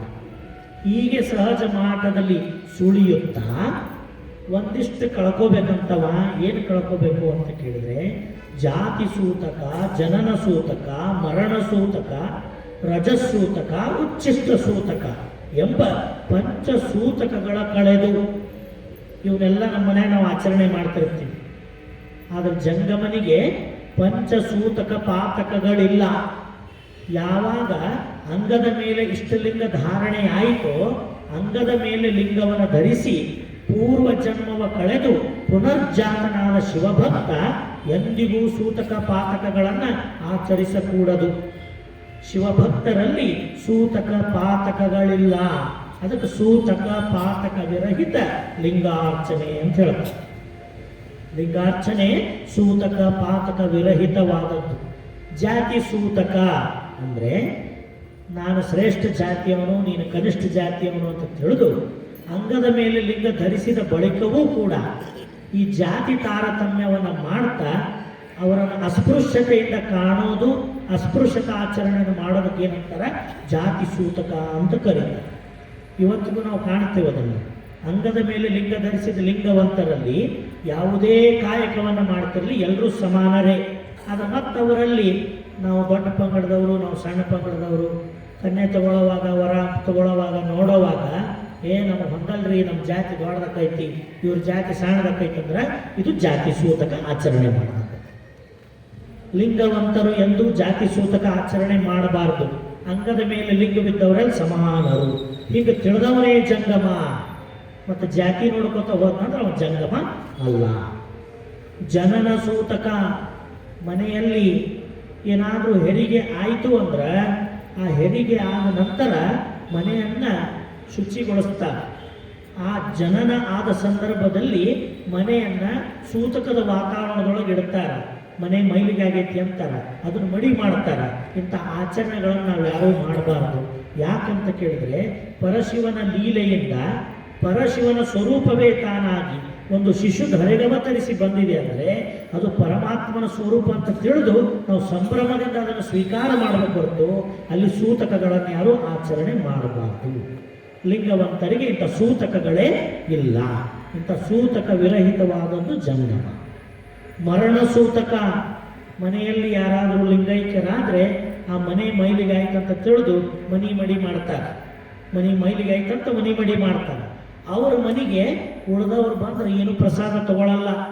ಯಾಕಂದ್ರೆ ಅವ್ರ ಮನೆ ಮೈಲಿಗೆ ಆಗೈತ್ರಿ, ಅವ್ರ ಮನೆ ನಾವು ತೊಟ್ಟು ನೀರು ಕುಡಿಯಲ್ಲ. ಇನ್ನೂ ಆಚರಣೆ ಮಾಡೋರು ಅದಾರೆ ಇದನ್ನು ಲಿಂಗವಂತರಲ್ಲಿ. ಆದರೆ ಲಿಂಗವಂತ ಧರ್ಮೀಯರಾದಂಥವ್ರು ನಾವುಗಳು ಇಂಥ ಸಂದರ್ಭಗಳು ಬಂದಾಗ ಲಿಂಗೈಕ್ಯರಾದವರ ಮನೆಯಲ್ಲಿ ಯಾವುದೇ ಸೂತಕಗಳನ್ನು ಆಚರಣೆ ಮಾಡಬಾರ್ದು. ಪರಸ್ಪರ ಅನ್ನೋದಕ ವ್ಯವಹಾರವನ್ನು ಮಾಡಬೇಕು, ಪ್ರಸಾದ ಸ್ವೀಕಾರವನ್ನು ಮಾಡಬೇಕು. ಅದು ಮರಣ ಸೂತಕ. ಇನ್ನು ಮುಂದಿದ್ದು ರಜಸ್ಸೂತಕ. ತಾಯಂದಿರು ರಜಸ್ವಲೆಯರಾದಾಗ ಆ ಮನೆ ಹೊಲೆಯಾಯಿತು ಅಂತ ಭಾವಿಸಿ ಆಗೂ ಕೂಡ ಇಂಥ ಎಲ್ಲ ಅನಿಷ್ಟ ಆಚರಣೆಗಳನ್ನು ಆಚರಣೆ ಮಾಡ್ತಾ ಆ ತಾಯಂದಿರನ್ನು ಮನೆಯಿಂದ ಹೊರಗೆ ಹಾಕ್ತಕ್ಕಂಥ ಸಂದರ್ಭಗಳನ್ನು ನಾವು ಕಾಣ್ತೀವಿ. ಅವರಿಗೆ ಪ್ರತ್ಯೇಕವಾದ ತಟ್ಟೆ, ಪ್ರತ್ಯೇಕವಾದ ಲೋಟ, ಪ್ರತ್ಯೇಕವಾದ ಪ್ರಸಾದ ಅವರು ಕೊಟ್ಟದ್ದು ಯಾರೂ ಮುಟ್ಟಿಸ್ಕೊಳ್ಳಲ್ಲ. ಮುಟ್ಟಿದ್ರ ಮೈಲಿಗೆ ಆಗ್ತಕ್ಕಂಥ ಆಚರಣೆ ಮಾಡ್ತಾರಲ್ಲ, ಇದು ಪ್ರಕೃತಿ ಸಹಜವಾದ ನಿಯಮ. ಜಗತ್ತಿನಲ್ಲಿ ನಿರಂತರವಾಗಿ ಶಿವಬೀಜಗಳು ಉತ್ಪತ್ತಿಯಾಗಬೇಕಂತ ಪರಮಾತ್ಮ ಕೊಟ್ಟಿರ್ತಕ್ಕಂಥ ಅದ್ಭುತವಾದ ವ್ಯವಸ್ಥೆ. ಅದನ್ನು ಯಾರೂ ಕೂಡ ನಾವು ಹೊಲೆ ಅಂತ ಕರಿಬಾರ್ದು. ಅದನ್ನು ಯಾವುದೇ ರೀತಿಯಾದಂಥ ಅಸ್ಪೃಶ್ಯತಾ ಆಚರಣೆಗಳನ್ನು ಆ ತಾಯಂದಿರೊಂದಿಗೆ ಮಾಡಬಾರ್ದು. ಆ ಥರ ಮಾಡದವನೇ ಜಂಗಮ. ಮುಂದೆ ಹೇಳ್ತಾರೆ ಅವರು ಉಚ್ಚಿಷ್ಟ ಸೂತಕ. ಉಚ್ಚಿಷ್ಟ ಸೂತಕ ಅಂದರೆ ಎಂಜಲ ಸೂತಕ. ಅರ್ಥ ಆಗ್ತಲ್ರಿ? ಎಂಜಲ ಸೂತಕ. ನಮ್ಮಲ್ಲಿ ಒಂದು ಪ್ರಕ್ರಿಯೆ ಇದೆ. ಗುರುಪಾದೋದಕ, ಲಿಂಗಪಾದೋದಕ, ಜಂಗಮಪಾದೋದಕವನ್ನು ಮಾಡಿಕೊಂಡಾಗ ಗುರುವಾದವರು ತಮ್ಮ ನಾದ ಬಿಂದು ಕಳಾ ಸ್ವರೂಪವಾದ ತಾಳ ಉಷ್ಟ ಸಂಪುಟವಾದ ಈ ಒಂದು ಸ್ಪರ್ಶನವನ್ನು ಮಾಡಿ ಆ ಪಾದೋದಕದೊಳಗೆ ಹಸ್ತವನ್ನು ಎತ್ತುತ್ತಾರೆ. ಆವಾಗ ನಾವು ಇದು ಗುರುವಿನ ಎಂಜಲಾಯಿತು, ಜಂಗಮದ ಎಂಜಲಾಯಿತು ಅಂತ ಆ ಗುರು ಜಂಗಮರಲ್ಲಿ, ಗುರು ಭಕ್ತರಲ್ಲಿ ಎಂಜಲ ಸೂತಕವನ್ನು ನಾವು ಆಚರಣೆ ಮಾಡಬಾರ್ದು. ಅದನ್ನು ಆ ಥರ ನಾವು ಭಾವಿಸಬಾರ್ದು. ಅದು ಗುರು ಪ್ರಸಾದ ಅಂತ ನಾವು ತಿಳಿದು ಅದನ್ನು ಸ್ವೀಕಾರ ಮಾಡಬೇಕು. ಯಾವುದು ಈ ತುಟಿ ಅದಾವಲ್ಲ, ಇವಕ್ಕೆ ಏನಂತ ಕರೀತಾರ? ತಾಳೋಷ್ಟ ಸಂಪುಟ. ಇದು ತಾಳ, ನಾಲಿಗೆ ಉಷ್ಟ, ಇದು ಸಂಪುಟ. ಇಲ್ಲೇನದವ? ನಾದ ಬಿಂದು ಕಳೆಗಳದವ. ಆ ಗುರು ಜಂಗಮರಲ್ಲಿ ಆ ತಾಳೋಷ್ಟ ಸಂಪುಟದಿಂದ ಶಿವತತ್ವಾನುಭವವೇ ಹೊರಹೊಮ್ಮುವ ಕಾರಣ ಅದು ಪ್ರಸಾದವಾಣಿ. ಪ್ರಸಾದವಾಣಿಯನ್ನು ಕೊಡೋ ಕಾರಣ ಅದು ಎಂಜಲಲ್ಲ, ಅದು ಪ್ರಸಾದವೇ. ಅದನ್ನು ನಾವು ಆ ಎಂಜಲ ಸೂತಕವನ್ನು, ಉಚ್ಚಿಷ್ಟ ಸೂತಕವನ್ನು ಆಚರಣೆ ಮಾಡಬಾರದು. ಅರ್ಥ ನೋಡ್ರಿ ಸೂತಕಗಳೇನಂತ. ಇಂಥ ಪಂಚ ಸೂತಕಗಳನ್ನು ಕಳೆದು ಲಿಂಗಾಚಾರ, ಸದಾಚಾರ, ಶಿವಾಚಾರ, ಗಣಾಚಾರ ಮತ್ತು ಭೃತ್ಯಾಚಾರವೆಂಬ ಪಂಚ ಆಚಾರಗಳ ಆಚರಣೆ ಅಳವಟ್ಟು. ಇಷ್ಟೇ ತಿಳ್ಕೊಳ್ರಿ. ಈ 5 ಆಚಾರಗಳು ಅದಾವೆ ಪ್ರವಚನ ವಿಷಯ. ಅವಾಗೆಲ್ಲ ವಿಸ್ತಾರವಾಗಿ ಅವ್ನು ನೋಡೋಣಂತೆ. ಆ 5 ಆಚಾರಗಳು ಲಿಂಗವಂತನಿಗೆ ಪ್ರಾಣ ಸ್ವರೂಪ. ಆ 5 ಆಚಾರಗಳ ಆಚರಣೆಯನ್ನ ಅನುದಿನವೂ ಎಡೆಬಿಡದೆ ತಪ್ಪದೆ ಜಾಗೃತವಾಗಿ ಆಚರಿಸುವವನೇ ನಿಜವಾದ ಜಂಗಮ. ಪಂಚಭೂತಗಳ ಪರಿಹರಿಸಿಕೊಂಡು ಯಾವ ಪಂಚಭೌತಿಕ ತನು ಆ ಜಂಗಮ ಧರಿಸ್ಯಾನಲ್ಲ, ಈ ಪಂಚಭೌತಿಕ ತನುವಿನೊಳಗೆ ಆ ದೋಷಗಳು ಅಲ್ಲಿ ಅಳವಟ್ಟಿರ್ತಾವೆ. ಪೃಥ್ವಿ ತತ್ವ, ಜಲತತ್ವ, ಅಗ್ನಿ ತತ್ವ, ವಾಯು ತತ್ವ ಮತ್ತು ಆಕಾಶ ತತ್ವ, ಈ ಪಂಚಭೂತಗಳ ಗಟ್ಟಿಗೊಂಡಾಗ ದೇಹ ನಿರ್ಮಾಣ ಆಗಿದೆ.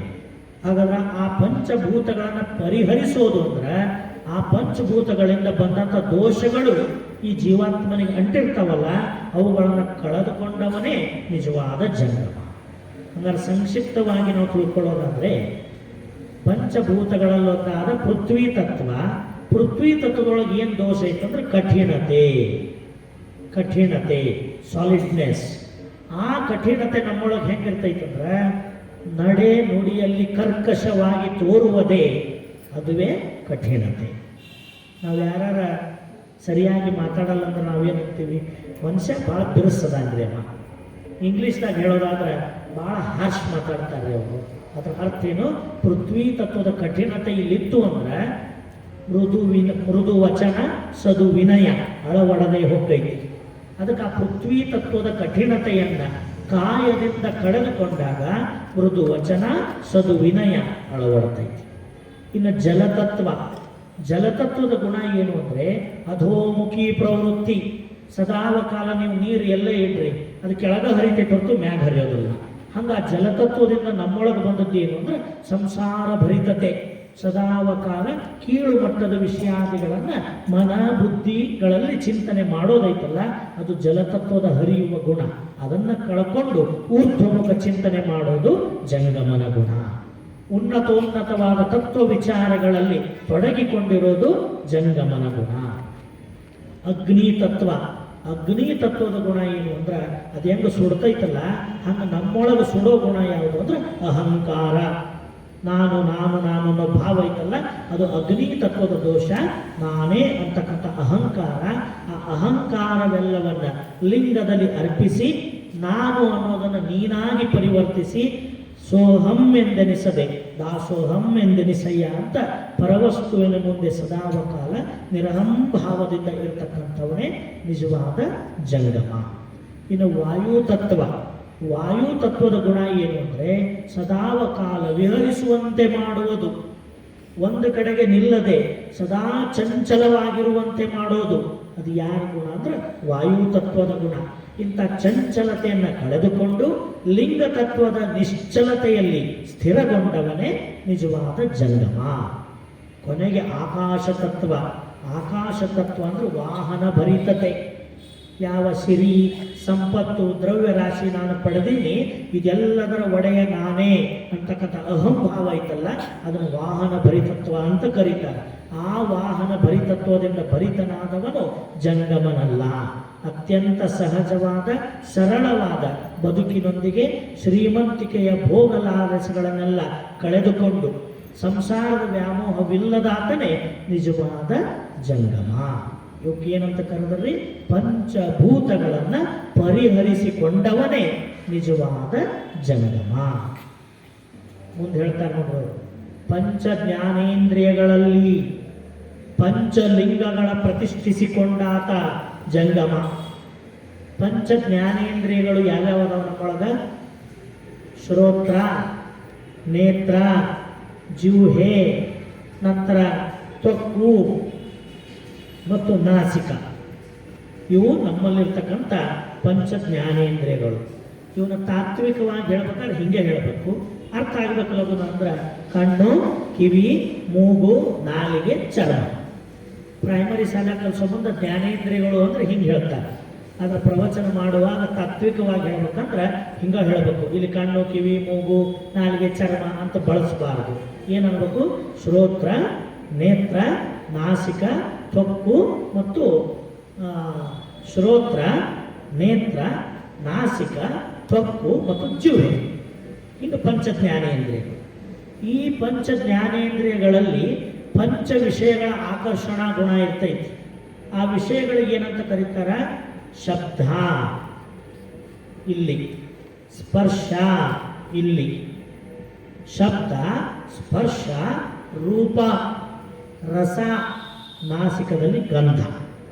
ಈ ಶಬ್ದ, ಸ್ಪರ್ಶ, ರೂಪ, ರಸ ಮತ್ತು ಗಂಧಗಳ ವ್ಯಾಮೋಹದಲ್ಲಿ ತೊಡಗಿರತಕ್ಕಂಥ ಪಂಚ ಜ್ಞಾನೇಂದ್ರಿಯಗಳಲ್ಲಿ ಕ್ರಮವಾಗಿ ಆಚಾರಲಿಂಗ, ಗುರುಲಿಂಗ, ಶಿವಲಿಂಗ, ಜಂಗಮಲಿಂಗ, ಪ್ರಸಾದಲಿಂಗವನ್ನು ಪ್ರತಿಷ್ಠೆ ಮಾಡಿಕೊಂಡಾತನೇ ನಿಜವಾದ ಜಂಗಮ. ನಾಸಿಕದಲ್ಲಿ ಆಚಾರಲಿಂಗ, ಜಿಹ್ವೆಯಲ್ಲಿ ಗುರುಲಿಂಗ, ನೇತ್ರದಲ್ಲಿ ಶಿವಲಿಂಗ, ಶ್ರೋತ್ರದಲ್ಲಿ ಪ್ರಸಾದಲಿಂಗ, ತ್ವಕ್ಕು ಅಂದರೆ ಚರ್ಮದಲ್ಲಿ ಜಂಗಮಲಿಂಗ.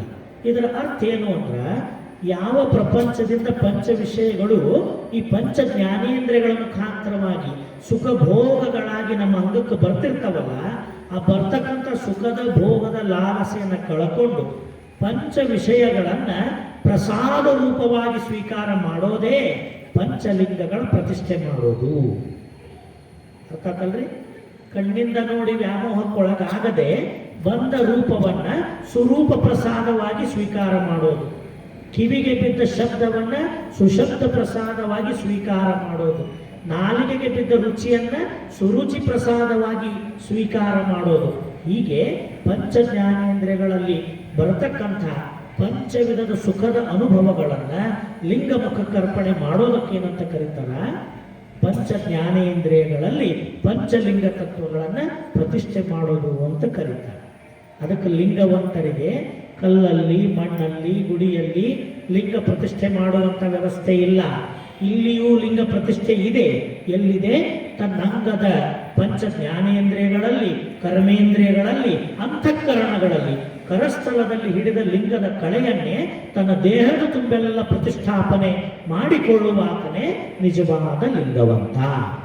ನಿಜವಾದ ಲಿಂಗವಂತ. ಮುಂದೆ ಹೇಳ್ತಾರೆ, ಪಂಚ ಪ್ರಾಣವಾಯುಗಳ ಸಂಚಲನ ಗುಣ ಒಳಿದುದು ಜಂಗಮ.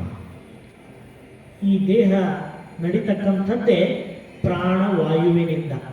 ಆ ಒಂದು ಪ್ರಾಣ ಅಂತ ಕರೆಸ್ಕೋಬೇಕಾದ್ರೆ ಅದರಲ್ಲಿ ಪಂಚವಾಯುಗಳ ಒಟ್ಟು ಸಮುಚ್ಚಯ ಇದೆ. 5 ವಾಯುಗಳು ಸೇರಿಕೊಂಡು ಒಂದು ಪ್ರಾಣವಾಯು ಅಂತ ಕರೆಸ್ಕೊತೈತಿ. ನಾವೇನು ಕುಂಭಕ ರೇಚಕ ಮಾಡಕತ್ತೀವಲ್ಲ, ಯಾವ ಆಮ್ಲಜನಕವನ್ನು ನಮ್ಮ ದೇಹದೊಳಗಡೆ ತಗೊಂತೀವಿ, ಒಳಗಡೆ ಇರ್ತಕ್ಕಂಥ ಇಂಗಾಲವನ್ನು ಹೊರಗಡೆ ಹಾಕ್ತೀವಿ. ಈ ಕುಂಭಕ ರೇಚಕವನ್ನು ಮಾಡ್ತಕ್ಕಂಥದ್ದು ಯಾವುದು ಅಂದರೆ ಪ್ರಾಣವಾಯು ಅಂತ ಕರೀತಾರೆ. ಈ ಪ್ರಾಣವಾಯುವಿನ ಸಂಚಾರ ಮಾಡಬೇಕಾದ್ರೆ ಅಲ್ಲಿ 5 ಘಟಕಗಳು, ಅವಕ್ಕೆ ಏನಂತ ಕರೀತಾರ? ಪ್ರಾಣ, ಅಪಾನ, ಉದಾನ, ವ್ಯಾನ, ಸಮಾನ. ಈ ಪಂಚ ಪ್ರಾಣವಾಯುಗಳ ಸಂಚಲನ ಗುಣ ಅಳೆಯೋದು ಅಂದ್ರೆ ಈ ಪ್ರಾಣವಾಯು ನಮ್ಮಲ್ಲಿ ಕೆಳಮುಖವಾಗಿ ಹರಿಯಾಕತ್ತೈತಿ. ಅದಕ್ಕೆ ನಾವು ಲೌಕಿಕದ ಅಜ್ಞಾನಿಗಳಾಗಿ ವರ್ತಿಸಾಕತ್ತೀವಿ. ಕೆಳಮುಖವಾಗಿ ಹರಿಯಾಕತ್ತೈತಿ. ಉನ್ನತ ವಿಚಾರಗಳು ಬರೋದಿಲ್ಲ. ಬಹಳ ಸಣ್ಣ ಸಣ್ಣ ವಿಚಾರಗಳು ಮಾಡೋದು, ಎಲ್ಲ ವಿಚಾರಗಳಲ್ಲಿ ಕೀಳುತನವನ್ನು ಪ್ರದರ್ಶಿಸೋದು. ಇದು ಯಾವುದರಿಂದ ಆಗಕತ್ತೈತೆ ಅಂದ್ರೆ ಈ ಪ್ರಾಣವಾಯುವಿನ ಅಧೋಮುಖಿ ಪ್ರವೃತ್ತಿಯಿಂದ, ಕೆಳಮುಖವಾಗಿ ಹರಿಯೋದ್ರಿಂದ. ಹೀಗೆ ಕೆಳಮುಖವಾಗಿ ಹರಿತಕ್ಕಂಥ ಪ್ರಾಣವನ್ನ ಊರ್ಧ್ವಮುಖಗೊಳಿಸೋದು ಅಂದ್ರೆ ಲಿಂಗಮುಖದತ್ತ ಮುಖ ಮಾಡೋದು. ಬಹಿರ್ಮುಖವಾಗಿರ್ತಕ್ಕಂಥ ಪ್ರಾಣವನ್ನ ಅಂತರ್ಮುಖಿಯಾಗಿ ಮಾಡೋದು. ತನ್ನೊಳಗೆ ಏನಿದೆ ಅಂತ ತಿಳ್ಕೊಳ್ಳೋ ಪ್ರಯತ್ನ ಮಾಡೋದು. ಅದಕ್ಕೆ ಅಂತರ್ಮುಖ ಪ್ರವೃತ್ತಿ ಅಂತ. ಆ ಅಂತರ್ಮುಖಿಯಾಗಿ ಮಾಡಿದಾತನೇ ನಿಜವಾದ ಜಂಗಮ. ಬಹಿರ್ಮುಖಿಯಾದಾತ ಜಂಗಮನಲ್ಲ. ಬಹಿರ್ಮುಖವನ್ನು ನೋಡಿಕೊಂಡು ಇದರ ನಶ್ವರತೆಯನ್ನರಿತು ತನ್ನ ಅಂತರಂಗದಲ್ಲಿರುವ ಪರಮನ ಬೆಳಕನ್ನು ಕಾಣೋ ಪ್ರಯತ್ನ ಮಾಡುವವನೇ ನಿಜವಾದ ಜಂಗಮ. ಅರ್ಥ ಆಯ್ತಲ್ರಿ? ಇಷ್ಟೆಲ್ಲ ತತ್ವಗಳನ್ನು ಒಳಗೊಂಡಿರ್ತಕ್ಕಂಥದ್ದು ಆ ಜಂಗಮದ ತತ್ವ ಅನ್ನತಕ್ಕಂಥದ್ದನ್ನ ಇಲ್ಲಿ ಜೀವರಿಗೆ ಷಣ್ಮುಖ ಶಿವಯೋಗಿಗಳು ತಮ್ಮ ಅನುಭಾವದ ವಚನದ ಮುಖಾಂತರವಾಗಿ ತೋರಿಸಿಕೊಡ್ತಾರೆ. ಈ ಜಂಗಮದ ಕಾರ್ಯ ಏನು, ಕರ್ತವ್ಯ ಏನು? ಇದುವರೆಗೆಲ್ಲ ಜಂಗಮ ಅಂದ್ರೆ ಏನಂತ ಗಟ್ಟಿ ತಿಳಿತಲ್ಲ, ತಾತ್ವಿಕವಾಗಿ ತಿಳಿತು. ಜಂಗಮನ ಸಾಧನೆ ಅಂತದ್ದಂತ ತಿಳಿತು. ಬಹುಶಃ ಈ ವಚನಗಳನ್ನೆಲ್ಲ ನೋಡಿದ್ರೆ ಅನಿಸ್ತೈತಿ, ಯಪ್ಪ ಜಂಗಮ ಅಂದ್ರೆ ಸಾಮಾನ್ಯವಾದದ್ದಲ್ಲಪ್ಪ. ಇದು ಬಹಳ ಎತ್ತರದ ನಿಲುವು, ಸಾಧನೆಯಿಂದ ಪಡ್ಕೊಂಡಂಥ ನಿಲುವಿದು. ಇದು ಸುಮ್ಮನೆ ಸಾಮಾನ್ಯವಾದದ್ದಲ್ಲ. ಅದಕ್ಕೆ ಪರವಸ್ತುವಿನ ಒಂದು ಮುಖ ಅಂತ ಕರೆದಾರ ಜಂಗಮವನ್ನು. ಪರಮಾತ್ಮ ಹೆಂಗದಾನೋ ಯಥಾವತ್ತಾಗಿ ಪರಮಾತ್ಮನನ್ನ ಇಲ್ಲಿ ನಮಗೆ ದರ್ಶನ ಮಾಡಿಸ್ತಕ್ಕಂಥದ್ದು ಯಾವುದು ಅಂದ್ರೆ ಜಂಗಮ. ನಿರಾಕಾರ ಪರಮಾತ್ಮನ ಸಾಕಾರವೇ ನಿಜ ಜಂಗಮ ಅನ್ನುವಂಥ ನೆಲೆಯಲ್ಲಿ. ಆದರೆ ಇಷ್ಟೆಲ್ಲ ಸಾಧಿಸಿದ ಜಂಗಮ ಸಾಧಿಸಿ ಕುಳಿತರೆ ಅದು ಮತ್ತೆ ಸ್ಥಾವರ ಆಕೈತಿ. ತಾನು ಕಂಡುಕೊಂಡದನ್ನು ಕಂಡುಕೊಂಡು ತನ್ನಲ್ಲೇ ಉಳಿಸಿಕೊಂಡು ಬಿಟ್ರೆ ಅದು ಸ್ಥಾವರ ಅನಿಸ್ಕೊಂತೈತಿ. ಹಾಗಾದ್ರೆ ಆ ಜಂಗಮ ಏನಾಗಬೇಕೀಗ? ಚಲಿಸಬೇಕು, ಚರಿಸಬೇಕು. ತಾನು ಕಂಡುಕೊಂಡದ್ದನ್ನ ದಾಸೋಹಗೊಳಿಸಬೇಕು, ಹಂಚಬೇಕು. ಆವಾಗ ಜಂಗಮಕ್ಕೆ ಪರಿಪೂರ್ಣತೆ. ಜಂಗಮಕ್ಕೆ ಯಾವಾಗ ಪರಿಪೂರ್ಣತೆ? ಬರೀ ಸಾಧಿಸಿ ಕುಳಿತರೆ ಅದು ಅಪೂರ್ಣತೆ. ಸಾಧಿಸಿದ ಜಂಗಮ ಚರಿಸಿ ಆ ಸಾಧನೆಯ ಬೆಳಕನ್ನ ಜಗತ್ ಕಲ್ಯಾಣಕ್ಕಾಗಿ ಬಳಸಿದಾಗಲೇ ಅದು ಜಂಗಮದ ಪರಿಪೂರ್ಣತೆ. ಜಂಗಮದ ಪರಿಪೂರ್ಣತೆ ಅದನ್ನ ಹಡಪದ ಅಪ್ಪಣ್ಣ ಅಂತಕ್ಕಂಥ ಶರಣರು ಜಂಗಮದ ಕಾರ್ಯಕರ್ತವ್ಯ ಏನು ಅಂತ ತೋರಿಸಿಕೊಡ್ತಾರೆ. ಗುರು ಬಸವಣ್ಣನವರ ಆಪ್ತ ಕಾರ್ಯದರ್ಶಿಯಾಗಿದ್ದಂಥವರು, ಬಸವಣ್ಣನವರ ಆಪ್ತ ಕಾರ್ಯದರ್ಶಿಯ ಸ್ಥಾನದ ಪುಣ್ಯವನ್ನು ಅಲಂಕರಿಸಿದವರು ಯಾರು ಅಂದ್ರೆ ಹಡಪದ ಅಪ್ಪಣ್ಣನವರು. ಒಂದು ಐತಿಹಾಸಿಕವಾಗಿ ನಾವು ನೋಡಿದಾಗಲೂ ಕೂಡ ಕಾಣಬರೋದು ಏನಂದ್ರೆ, ಆರಂಭದಿಂದ ಕೊನೆಗೆ ಲಿಂಗೈಕ್ಯರಾಗುವವರೆಗೂ ಬಸವಣ್ಣನವರೊಂದಿಗೆ ನಿರಂತರವಾಗಿ ಇದ್ದವರು ಯಾರು ಅಂದ್ರೆ ಹಡಪದ ಅಪ್ಪಣ್ಣ ಶರಣರು. ಯಾವತ್ತೂ ಬಸವಣ್ಣನವ್ರ ಜೊತೆಗೇ ಇರ್ತಿದ್ರು ಅವರು. ಎಷ್ಟು ಪುಣ್ಯ ನೋಡ್ರಿ ಅವರು. ಯಾಕೆ ಬಸವಣ್ಣವರು ಅವ್ರನ್ನ ತಮ್ಮ ಹತ್ತಿರಕ್ಕೆ ಇಟ್ಕೊಂಡಿದ್ರು ಅಂದ್ರೆ, ಅವತ್ತಿನ ಕಾಲದಲ್ಲಿ ಆ ಕಾಯಕವನ್ನು ಮಾಡ್ತಕ್ಕಂಥವ್ರನ್ನ ಏನಂತ ಕಾಣ್ತಿದ್ರು ಅಂದ್ರೆ, ಇವರನ್ನು ಶೂದ್ರರು, ಕೀಳು ವರ್ಗದವರು ಅಂತ ಕಾಣ್ತಿದ್ರು. ಅಂತಹ ಸಂದರ್ಭದಲ್ಲಿ ಬಸವಣ್ಣನವರ ಮುಖ್ಯವಾದ ಉದ್ದೇಶ ಏನಾಗಿತ್ತಂದ್ರೆ, ಆ ವರ್ಗದಲ್ಲಿ ಇದ್ದಂಥವರ ಸಂಸ್ಕಾರದ ಸಂಪತ್ತಿನ ಬಲವನ್ನ ಜಗತ್ತಿಗೆ ತೋರಿಸಬೇಕಾಗಿತ್ತು. ಶಿವಭಕ್ತಿ ಸಂಪನ್ನತೆಯನ್ನ ಜಗತ್ತಿಗೆ ತೋರಿಸಬೇಕಾಗಿತ್ತು. ಅದಕ್ಕೆ ಬಸವಣ್ಣವರು ಹಡಪದ ಅಪ್ಪಣ್ಣ ಶರಣರನ್ನ ತಮ್ಮ ಆಪ್ತ ಕಾರ್ಯದರ್ಶಿಯಾಗಿ ಆಯ್ಕೆ ಮಾಡಿಕೊಂಡಿದ್ರು, ತಮ್ಮ ಜೊತೆಗೆ ಇಟ್ಕೊಂಡಿದ್ರು. ಅವತ್ತಿನ ಜನರು ಹೆಂಗಿದ್ರು ಅಂದ್ರೆ, ಬೆಳಿಗ್ಗೆ ಎದ್ದ ತಕ್ಷಣ ಈ ಕ್ಷೌರ ಮಾಡೋರ ಮುಖ ಯಾರೋ ನೋಡಬಾರ್ದು, ಶೂದ್ರನ ಮುಖನೇ ನೋಡಬಾರ್ದು. ಮುಂಜಾನೆ ಎದ್ದು ಕೂಡ ಅವ್ರ ನಮ್ಮ ಎದುರಿಗೆ ಬಂದ್ರೆ ಅದೊಂದು ಅನಿಷ್ಟ ಅಂತ ಭಾವಿಸ್ತಿದ್ರು. ಆವಾಗ ಮಹಾನುಭಾವಿಯಾದ ಗುರು ಬಸವಣ್ಣನವರು, ಆ ಕಲ್ಯಾಣ ರಾಜ್ಯದ ಪ್ರಧಾನಿ ಎನಿಸಿದ ಬಸವಣ್ಣನವರು ಎಂಥ ಒಂದು ತಾಂತ್ರಿಕತೆಯನ್ನು ಬಳಸಿದಂದ್ರೆ, ಈ ರಾಜ್ಯದ ಪ್ರಧಾನಿಯಾಗಿ ನಾನು ಬೆಳಿಗ್ಗೆ ಎದ್ದ ತಕ್ಷಣ ಯಾರ ಮುಖ ನೋಡ್ತೀನಿ ಅಂದ್ರೆ ಹಡಪದ ಅಪ್ಪಣ್ಣನ ನೋಡ್ತೀನಿ. ಯಾಕೆ? ಆಪ್ತ ಕಾರ್ಯದರ್ಶಿ. ಅವತ್ತಿನ ಕಾರ್ಯಗಳನ್ನೆಲ್ಲ ಶೆಡ್ಯೂಲ್ ಮಾಡಿ ಕೊಡೋರೇ ಅಪ್ಪಣ್ಣನವರು. ಮತ್ತು ಬರೋರಿಗೂ ವ್ಯವಸ್ಥೆ ಹೆಂಗಿಟ್ಟಿದ್ರಂದ್ರೆ, ಬಸವಣ್ಣವ್ರ ದರ್ಶನ ಆಗ್ಬೇಕು ಅಂದ್ರೆ ಮೊದಲು ಅಪ್ಪಣ್ಣನ ದರ್ಶನ ಆಗ್ಬೇಕು. ಬಸವಣ್ಣನವ್ರ ಕುರಿತು ಏನಾರ ಕೇಳಬೇಕು ಅಂದ್ರೆ ಅಪ್ಪಣ್ಣನವರ ಅನುಮತಿ ಕೇಳಬೇಕು. ನೀವು ಅಪ್ಪಣ್ಣನ ದರ್ಶನ ಮಾಡಿ ಯೋಗ್ಯಾಯೋಗ್ಯತೆಯನ್ನು ಸಂಪಾದಿಸಿದ್ರೆ ಬಸವ ದರ್ಶನ, ಇಲ್ಲ ಬಸವಣ್ಣವ್ರು ಯಾರ ಕೈ ಸಿಗುತ್ತಿದ್ದಿಲ್ಲ. ಹೆಂಗ್ರಪ್ಪ ಇವತ್ತು ಬಸವಣ್ಣವ್ರು ಪರಿಯಾದಾರ ಅಂತ ಯಾರು ಕೇಳಬೇಕು?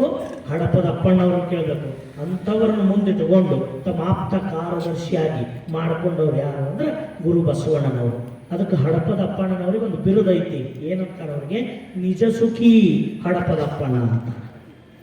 ನಾವೆಲ್ಲ ಸುಮ್ಮನೆ ಸಂಸಾರ ಸುಖಿಗಳು, ಆಗ ಅಪ್ಪಣ್ಣ ನಿಜ ಸುಖಿ, ನಿಜ ಸುಖಿ ಹಡಪದ ಅಪ್ಪಣ್ಣ ಅಂತ ಕರೆಸಿಕೊಂಡಂಥವ್ರು.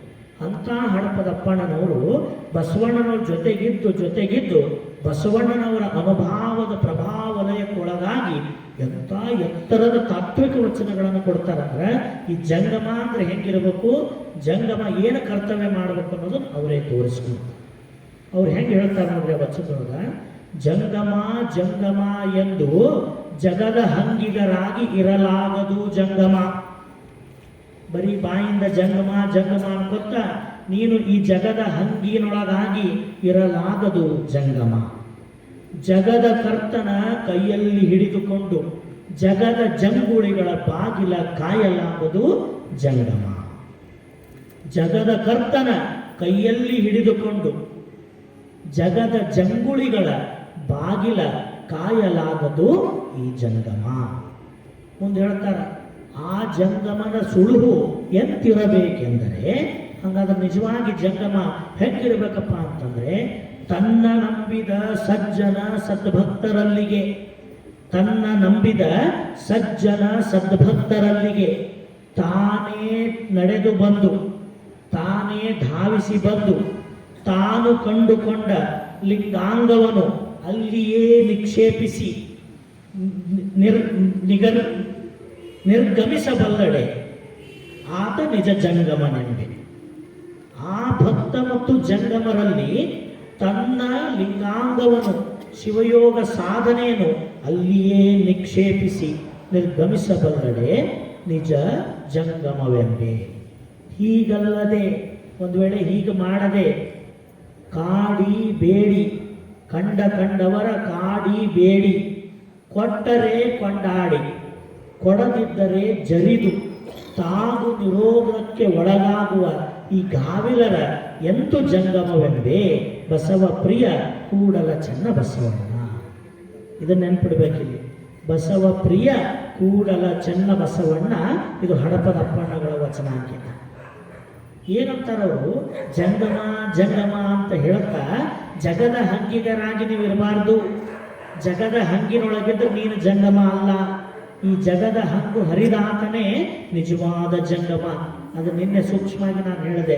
ಯಾವ ಹಂಗು ಹರಿಗಳಿಲ್ಲದೆ, ರಾಜಿ ಮರ್ಜಿಗಳಿಗೆ ಒಳಗಾಗದೆ, ಸ್ವತಂತ್ರವಾಗಿ ಸ್ವಚ್ಛಂದವಾಗಿ ತತ್ವವೇ ತಾನಾಗಿ ಸುಳಿಯುವಾತನೇ ನಿಜವಾದ ಜಂಗಮ. ಹಂಗಿನೊಳಗಿದ್ದಾತ ಜಂಗಮನಲ್ಲ. ಆ ಜಂಗಮ ಎಂದು ಜಗದ ಕರ್ತನ ಕೈಯಲ್ಲಿ ಹಿಡಿದುಕೊಂಡು, ಜಗದ ಕರ್ತನಾದ ಪರಶಿವನನ್ನೇ ಇಷ್ಟಲಿಂಗ ರೂಪವಾಗಿ ಮಾಡಿ ತನ್ನ ಕರಸ್ಥಲದಲ್ಲಿ ಇಟ್ಟುಕೊಂಡ ನಂತರ ಜಗದ ಜಂಗುಳಿಗಳ ಬಾಗಿಲ ಕಾಯಲಾಗದು. ಯಾರಪ್ಪ ಜಗದ ಜಂಗುಳಿಗಳು ಅಂದ್ರೆ, ಈ ಲೌಕಿಕದ ಕೀಳು ಮಟ್ಟದ ಜೀವನ ಮಾಡೋರೇ ಜಗದ ಜಂಗುಳಿಗಳು. ಎಂದಿಗೂ ಕೂಡ ಗುರುಲಿಂಗ ಜಂಗಮದ ಕುರಿತು ಚಿಂತನೆ ಮಾಡದವರು, ಗುರುಲಿಂಗ ಜಂಗಮದ ಕುರಿತು ಪೂಜ್ಯತೆಯನ್ನು ಹೊಂದದವರು. ಅವ್ರ ಬಗ್ಗೆ ಹೇಳ್ತಾರೆ. ಇದೇ ಅಪ್ಪಣ್ಣವ್ರು ಹೇಳ್ತಾರೆ, ಇವು ಜಗದ ಜಂಗುಳಿಗಳು ಅಂದ್ರೆ ಇವು ಹೆಂಗಿರ್ತಾವ್ರು ಅಂತಂದ್ರೆ, ಸಾವಾಗ ದೇವನೆಂದರೆ ಸಾವು ಬಿಡುವುದೇ.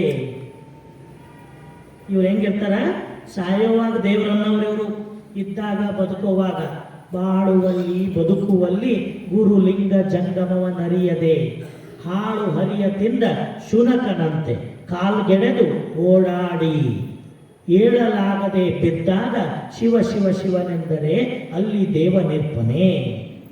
ಇಂಥವರು ಇವರು ಜಗದ ಜಂಗುಳಿಗಳು.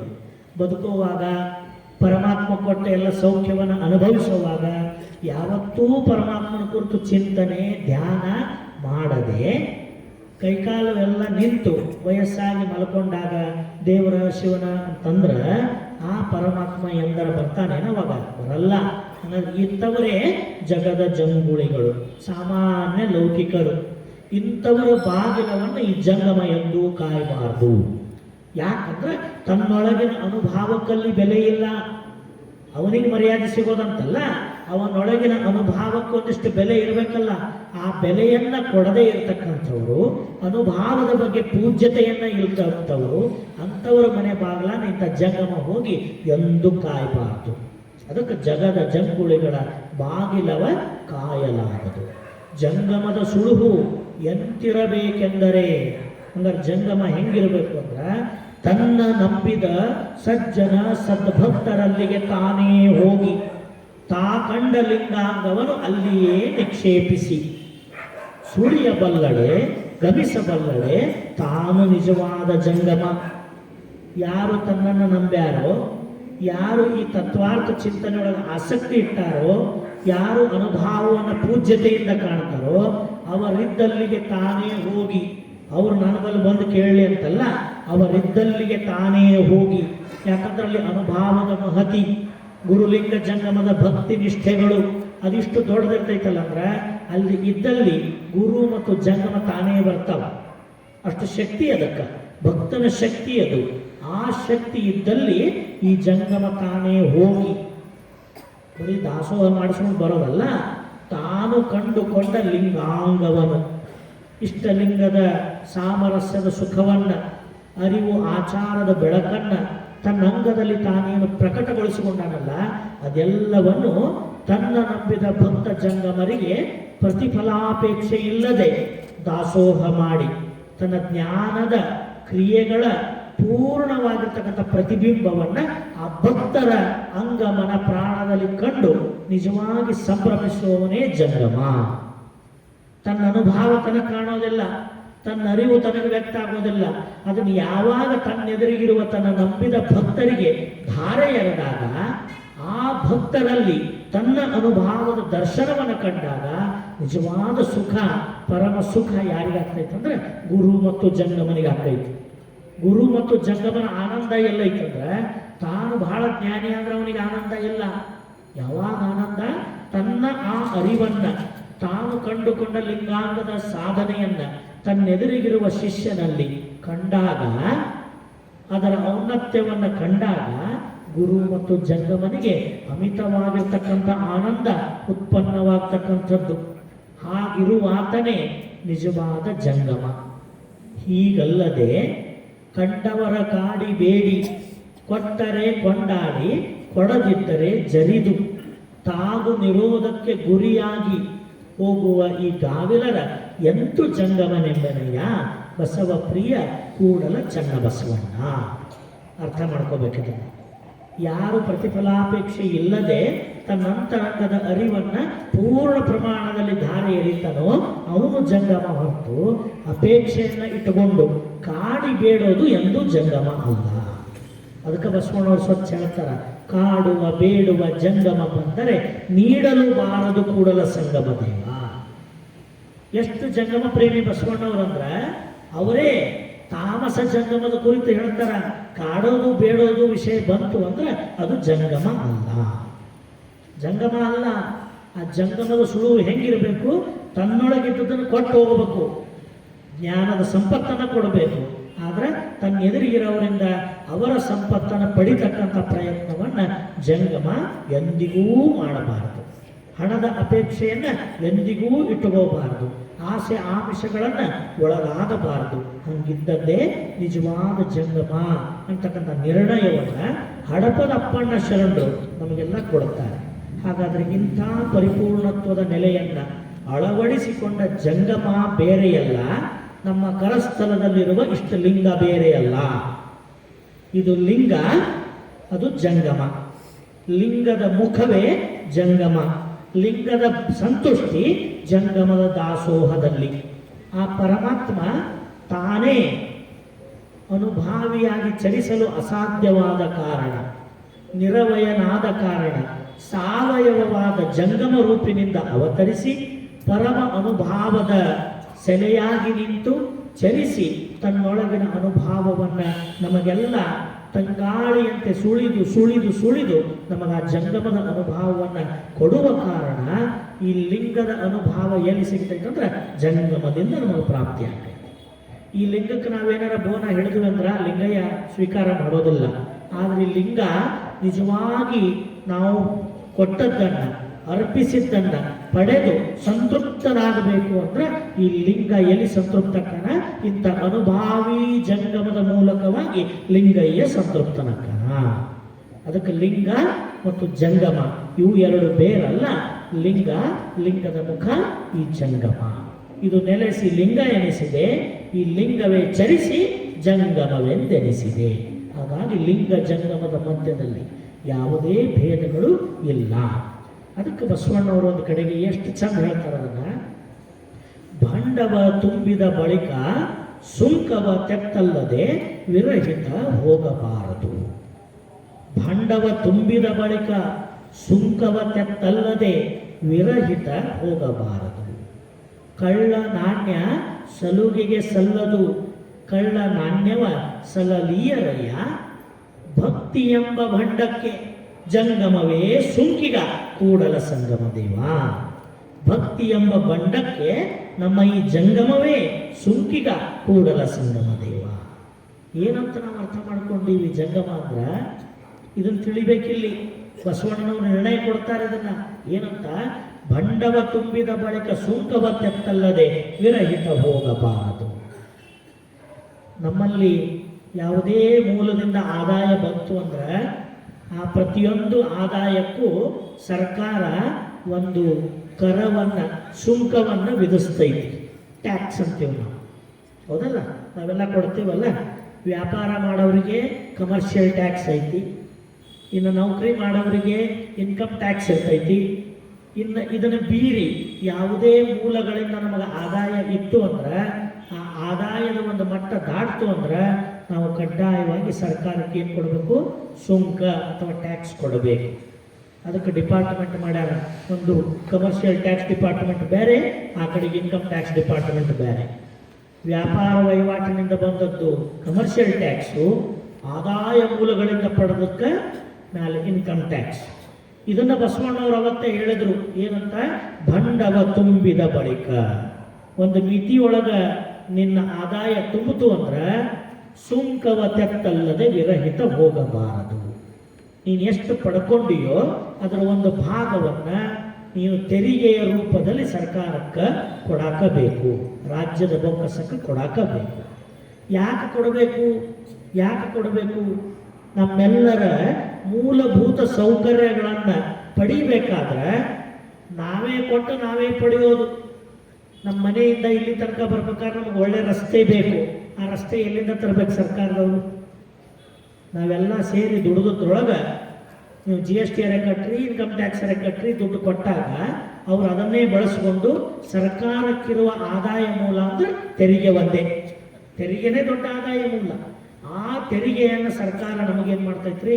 ಹಿಂಗೆ ಲೈಟ್ ಹಚ್ಕೊಡ್ತಾರ, ಬೀದಿ ದೀಪಗಳು ಮಾಡ್ತಾರ, ನಮ್ಮ ಮನ್ಯಾಗ ಬೋರ್ ಹೊಡೆಸ್ಕೊಡ್ತಾರ, ಪೈಪ್ಲೈನ್ ಹಾಕಿ ನಮ್ಮ ಮನೆ ಮಠ ನಲ್ಲಿಗೆ ತಂದು ಕೊಡ್ತಾರ, ಓಡಾಡಕ್ಕೆ ಒಳ್ಳೆ ರಸ್ತೆ ಹೈವೇ ಮಾಡಿ ಕೊಡ್ತಾರ, ತಾಲೂಕು ಆಸ್ಪತ್ರೆ ಮಾಡ್ತಾರ, ಜಿಲ್ಲಾ ಆಸ್ಪತ್ರೆ ಮಾಡ್ತಾರ, ನ್ಯಾಯಾಲಯಗಳು ಮಾಡ್ತಾರ.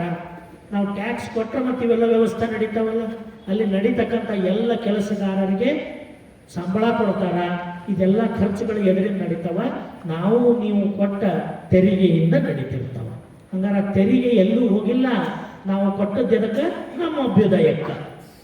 ಯಾಕೆ ಟ್ಯಾಕ್ಸ್ ತಪ್ಪಿಸ್ಬೇಡ್ರಿ ಅಂತಾರ? ಯಾಕಂತಾರ ಅಂದ್ರೆ ಸೌಲಭ್ಯಗಳನ್ನು ಪಡಿತೀವಿ ಅಂದ ಮೇಲೆ ಅದಕ್ಕೆ ಯೋಗ್ಯವಾದದ್ದನ್ನು ನಾವು ಕೊಡಬೇಕಲ್ಲ, ಅದನ್ನು ನಾವು ಕೊಟ್ಟು ಸೌಲಭ್ಯ ಪಡಿಬೇಕಲ್ಲ. ಅದಕ್ಕೆ ಬಸವಣ್ಣವ್ರು ಏನಂದ್ರು? ಬಂಡವ ತುಂಬಿದ ಬಳಿಕ ಸುಂಕವ ತೆತ್ತಲ್ಲದೆ ವಿರಹಿತ ಹೋಗಬಾರದು. ಹೀಗೆ ಸುಂಕ ಕೊಡಲಾರ್ದ ಒಂದಿಷ್ಟು ತೆಗೆದು ಬೇರೆ ಇಟ್ಟಿರ್ತೀವಿ, ಸರ್ಕಾರ ತೋರಿಸಲಾರ್ದ, ಅದಕ್ಕೆ ಏನಂತಾರ? ಕಳ್ಳ ನಾಣ್ಯ, ಕಪ್ಪು ಹಣ. ಕಳ್ಳ ನಾಣ್ಯವ ಸಲುಗೆಗೆ ಸಲ್ಲರು, ಕಳ್ಳ ನಾಣ್ಯವ ಸಲ್ಲದೀಯರಯ್ಯ. ಲೌಕಿಕದೊಳಗೆ ನಾವು ಮುಚ್ಚಿಟ್ಟಿವಿ, ಅದನ್ನೆಲ್ಲರ ಖರ್ಚು ಮಾಡ್ತೀವಿ. ಆದರೆ ಪರಮಾರ್ಥಿಕ ಚಿಂತನೆಗೆ ಬಿದ್ದಾಗ ಕಳ್ಳ ನಾಣ್ಯ ಅಂತಕ್ಕಂಥದ್ದು ಯಾವುದು ಅಂದರೆ ದಾಸೋಹ ಮಾಡದೇ ಇಟ್ಟುಕೊಂಡದ್ದು. ಪೂರ್ಣ ಪ್ರಮಾಣದ ಗಳಿಕೆಯನ್ನು ನನ್ನದೇ ಅಂತ ಬಳಸೋದೈತಲ್ಲ, ಅದೆಲ್ಲವೂ ಕಳ್ಳ ನಾಣ್ಯ. ನಾವು ದುಡಿದದ್ದು ಗುರುವಿನ ಸ್ವತ್ತು, ಲಿಂಗದ ಸ್ವತ್ತು, ಜಂಗಮದ ಸ್ವತ್ತು. ಗುರುಲಿಂಗ ಜಂಗಮದಿಂದ ಇಷ್ಟೆಲ್ಲ ನಾವು ಪಡೆದೀವಿ ಅಂದ ಮೇಲೆ ಅವ್ರಿಗೆ ಕೊಟ್ಟು ನಾವು ಪ್ರಸಾದ ಮಾಡಿಕೊಂಡು ಪಡಿಬೇಕು ಹೊರತು ಹಂಗ ಪಡೆದ್ವಿ ನಮ್ಮದ ಅಂದಿವಂದ್ರೆ ಅದೆಲ್ಲವೂ ಕಳ್ಳ ನಾಣ್ಯ. ಅರ್ಪಣೆ ಆಗದ್ದು ಕಳ್ಳ ನಾಣ್ಯ. ಆ ಕಳ್ಳ ನಾಣ್ಯವ ಸಲಿಗೆಗೆ ಸಲ್ಲರು, ಸಲ್ಲಲೀಯರಯ್ಯ ನಿಮ್ಮ ಶರಣರು. ಮುಂದೆ ಈ ಮಾತಾಡ್ತಾರೆ ನೋಡ್ರಿ, ಭಕ್ತಿ ಎಂಬ ಭಂಡಕ್ಕೆ ಜಂಗಮವೇ ಸುಂಕಿಗ ಕೂಡಲ ಸಂಗಮ ದೇವ. ಇಷ್ಟಲಿಂಗ ಪೂಜೆಯಲ್ಲಿ ನಾವು ಭಕ್ತಿಯಿಂದ ಮಾಡ್ತೀವಿ. ಇಷ್ಟಲಿಂಗ ಪೂಜೆ, ಅರ್ಚನೆ, ಅರ್ಪಣೆ ಅನುಭವಾದಿಗಳಿಂದ ಮಾಡ್ತೀವಿ. ಆದ್ರೆ ಬರೀ ಪೂಜೆಯಲ್ಲಿ ನಾವು ಭಕ್ತಿಯನ್ನು ಮೆರೆದರೆ ಸಾಲದು, ಆ ಭಕ್ತಿಗೂ ಕೂಡ ಒಂದು ಸುಂಕ ಇದೆ. ಆ ಭಕ್ತಿಯ ರೂಪದಲ್ಲೂ ಒಂದು ತೆರಿಗೆಯನ್ನು ಕೊಡೋದಿದೆ. ಲಿಂಗದಲ್ಲಿ ಮಾಡಿದ ಪೂಜೆ ಜಂಗಮದಲ್ಲಿ ದಾಸೋಹ ಮಾಡಲೇಬೇಕು. ಅದು ಲಿಂಗ ಪೂಜೆಯ ಪರಿಪೂರ್ಣತೆ. ಲಿಂಗದಲ್ಲಿ ಪೂಜೆ, ಜಂಗಮದಲ್ಲಿ ದಾಸೋಹ. ಅಂತಪ್ಪ ಅನುಭಾವಿ, ಅಂತಪ್ಪ ಶ್ರೇಷ್ಠವಾದ ಅನುಭಾವ ಹೊತ್ತು ತಂದಿರತಕ್ಕಂಥವ್ರು ಯಾರೇ ಆಗಿರಲಿ, ಅವರಲ್ಲಿ ಆ ಜಂಗಮತ್ವವನ್ನು ಕಂಡು ಲಿಂಗ ಪೂಜೆಯ ಪರಿಪೂರ್ಣತೆಯಾಗಿ ಜಂಗಮ ದಾಸೋಹವನ್ನು ಮಾಡಿದಾಗಲೇ ಅದು ನಿಜವಾದ ಲಿಂಗ ಸಂತುಷ್ಟಿ. ಆದರೆ ಇದನ್ನು ಮಾಡೋವಾಗ ಏನು ಎಚ್ಚರಿರಬೇಕು ಅಂದರೆ ಅರಿವು, ಆಚಾರ, ಅನುಭಾವ ಸಂಪನ್ನತೆ ಇದ್ರೆ ಮಾತ್ರ ದಾಸೋಹವನ್ನು ಮಾಡಬೇಕು. ಇಲ್ಲದೆ ಹೋದರೆ ಅದು ಅಪಾತ್ರದಾನ ಅಂತ ಕರೆಸ್ಕೊಂತೈತಿ. ಅಂತಲ್ಲಿ ದಾಸೋಹ ಮಾಡಬಾರದು ಅನ್ನುವಂಥ ಎಚ್ಚರಿಕೆಯನ್ನು ಇಲ್ಲಿ ಗುರು ಬಸವಣ್ಣನವರು ಕೊಡ್ತಾರೆ. ಮರಕ್ಕೆ ಬಾಯಿ ಬೇರೆಂದು ತಳಕ್ಕೆ ನೀರನ್ನೆರೆದರೆ ಮೇಲೆ ಪಲ್ಲವಿಸಿತ್ತು ನೋಡ, ಲಿಂಗದ ಬಾಯಿ ಜಂಗಮವೆಂದು ಪಡಿ ಪದಾರ್ಥವ ನೀಡಿದರೆ ಮುಂದೆ ಸಕಲ ಅರ್ಥವನ್ನೀವನು. ಆ ಜಂಗಮ ಹರನೆಂದು ಕಂಡು ನರನೆಂದು ಭಾವಿಸಿದಡೆ ನರಕ ತಪ್ಪದು ಕಾಣ ಕೂಡಲ ಸಂಗಮ ದೇವ. ಇದು ಅದ್ಭುತವಾದ ವಚನ. ಮರ ಇದೆ, ಅದಕ್ಕೆ ಬಾಯಿ ಬೇರು, ಬೇರಿನ ಮುಖಾಂತರ ನೀರು, ಗೊಬ್ಬರ, ಲವಣಾಂಶಗಳು, ಪೋಷಕಾಂಶಗಳು ಇಡೀ ಮರಕ್ಕೆ ರವಾನೆ ಆಗ್ತಿರ್ತಾವ. ಫಲ ಬಿಡಬೇಕು ಅಂದ್ರೆ ಮೊದಲು ಮರದ ಬಾಯಾದ ಬೇರಿಗೆ ನಾವು ನೀರುಣಿಸಲೇಬೇಕು. ಮರಕ್ಕೆ ಬಾಯಿ ಬೇರೆಂದು ತಳಕ್ಕೆ ನೀರ ನೆರೆದಡೆ ಮೇಲೆ ಪಲ್ಲವಿಸಿತ್ತು ನೋಡ. ಹಾಗೆ ಲಿಂಗದ ಬಾಯಿ ಯಾವುದು ಅಂದ್ರೆ ಜಂಗಮ. ನಿರಾಕಾರ ಸಾಕಾರವಾದ ನಮ್ಮಿಷ್ಟ ಲಿಂಗದ ಬಾಯಿ ಯಾವುದು? ಜಂಗಮ. ಆ ಜಂಗಮಕ್ಕೆ ಪಡಿ ಪದಾರ್ಥವ ನೀಡಿದರೆ, ಪ್ರಸಾದಾಪ್ಯಾಯನವ ಮಾಡಿದರೆ ಅದು ಜಂಗಮಕ್ಕೆ ಮಾಡಿದ ದಾಸೋಹ ಲಿಂಗ ಸಂತುಷ್ಟಿಗೆ ಕಾರಣ ಆಗುವಂಥದ್ದು. ಮುಂದೆ ಸಕಲ ಅರ್ಥವನ್ನೀವನು ಆ ಜಂಗಮ ಹರನೆಂದು ಕಂಡು ನರನೆಂದು ಭಾವಿಸಿದರೆ, ಆ ಜಂಗಮ ಲಿಂಗದ ಬಾಯಾಗಿ ಬಂದದ್ದು, ಲಿಂಗದ ಮುಖವಾಗಿ ಚರಿಸಿ ಬಂದದ್ದು ಅಂತ ತಿಳಿದು ಮತ್ತೆಲ್ಲೋ ಮನಸ್ಸಿನಾಗ ಇವನು ಮನುಷ್ಯನ ಜಂಗಮ ಅಂತ ನರಸ್ವರೂಪ ಅಂತ ಭಾವಿಸಿಬಿಟ್ಟು ಅಂದ್ರೆ ಅದು ನರಕಕ್ಕೆ ಕಾರಣ ಆಕೈತಿ.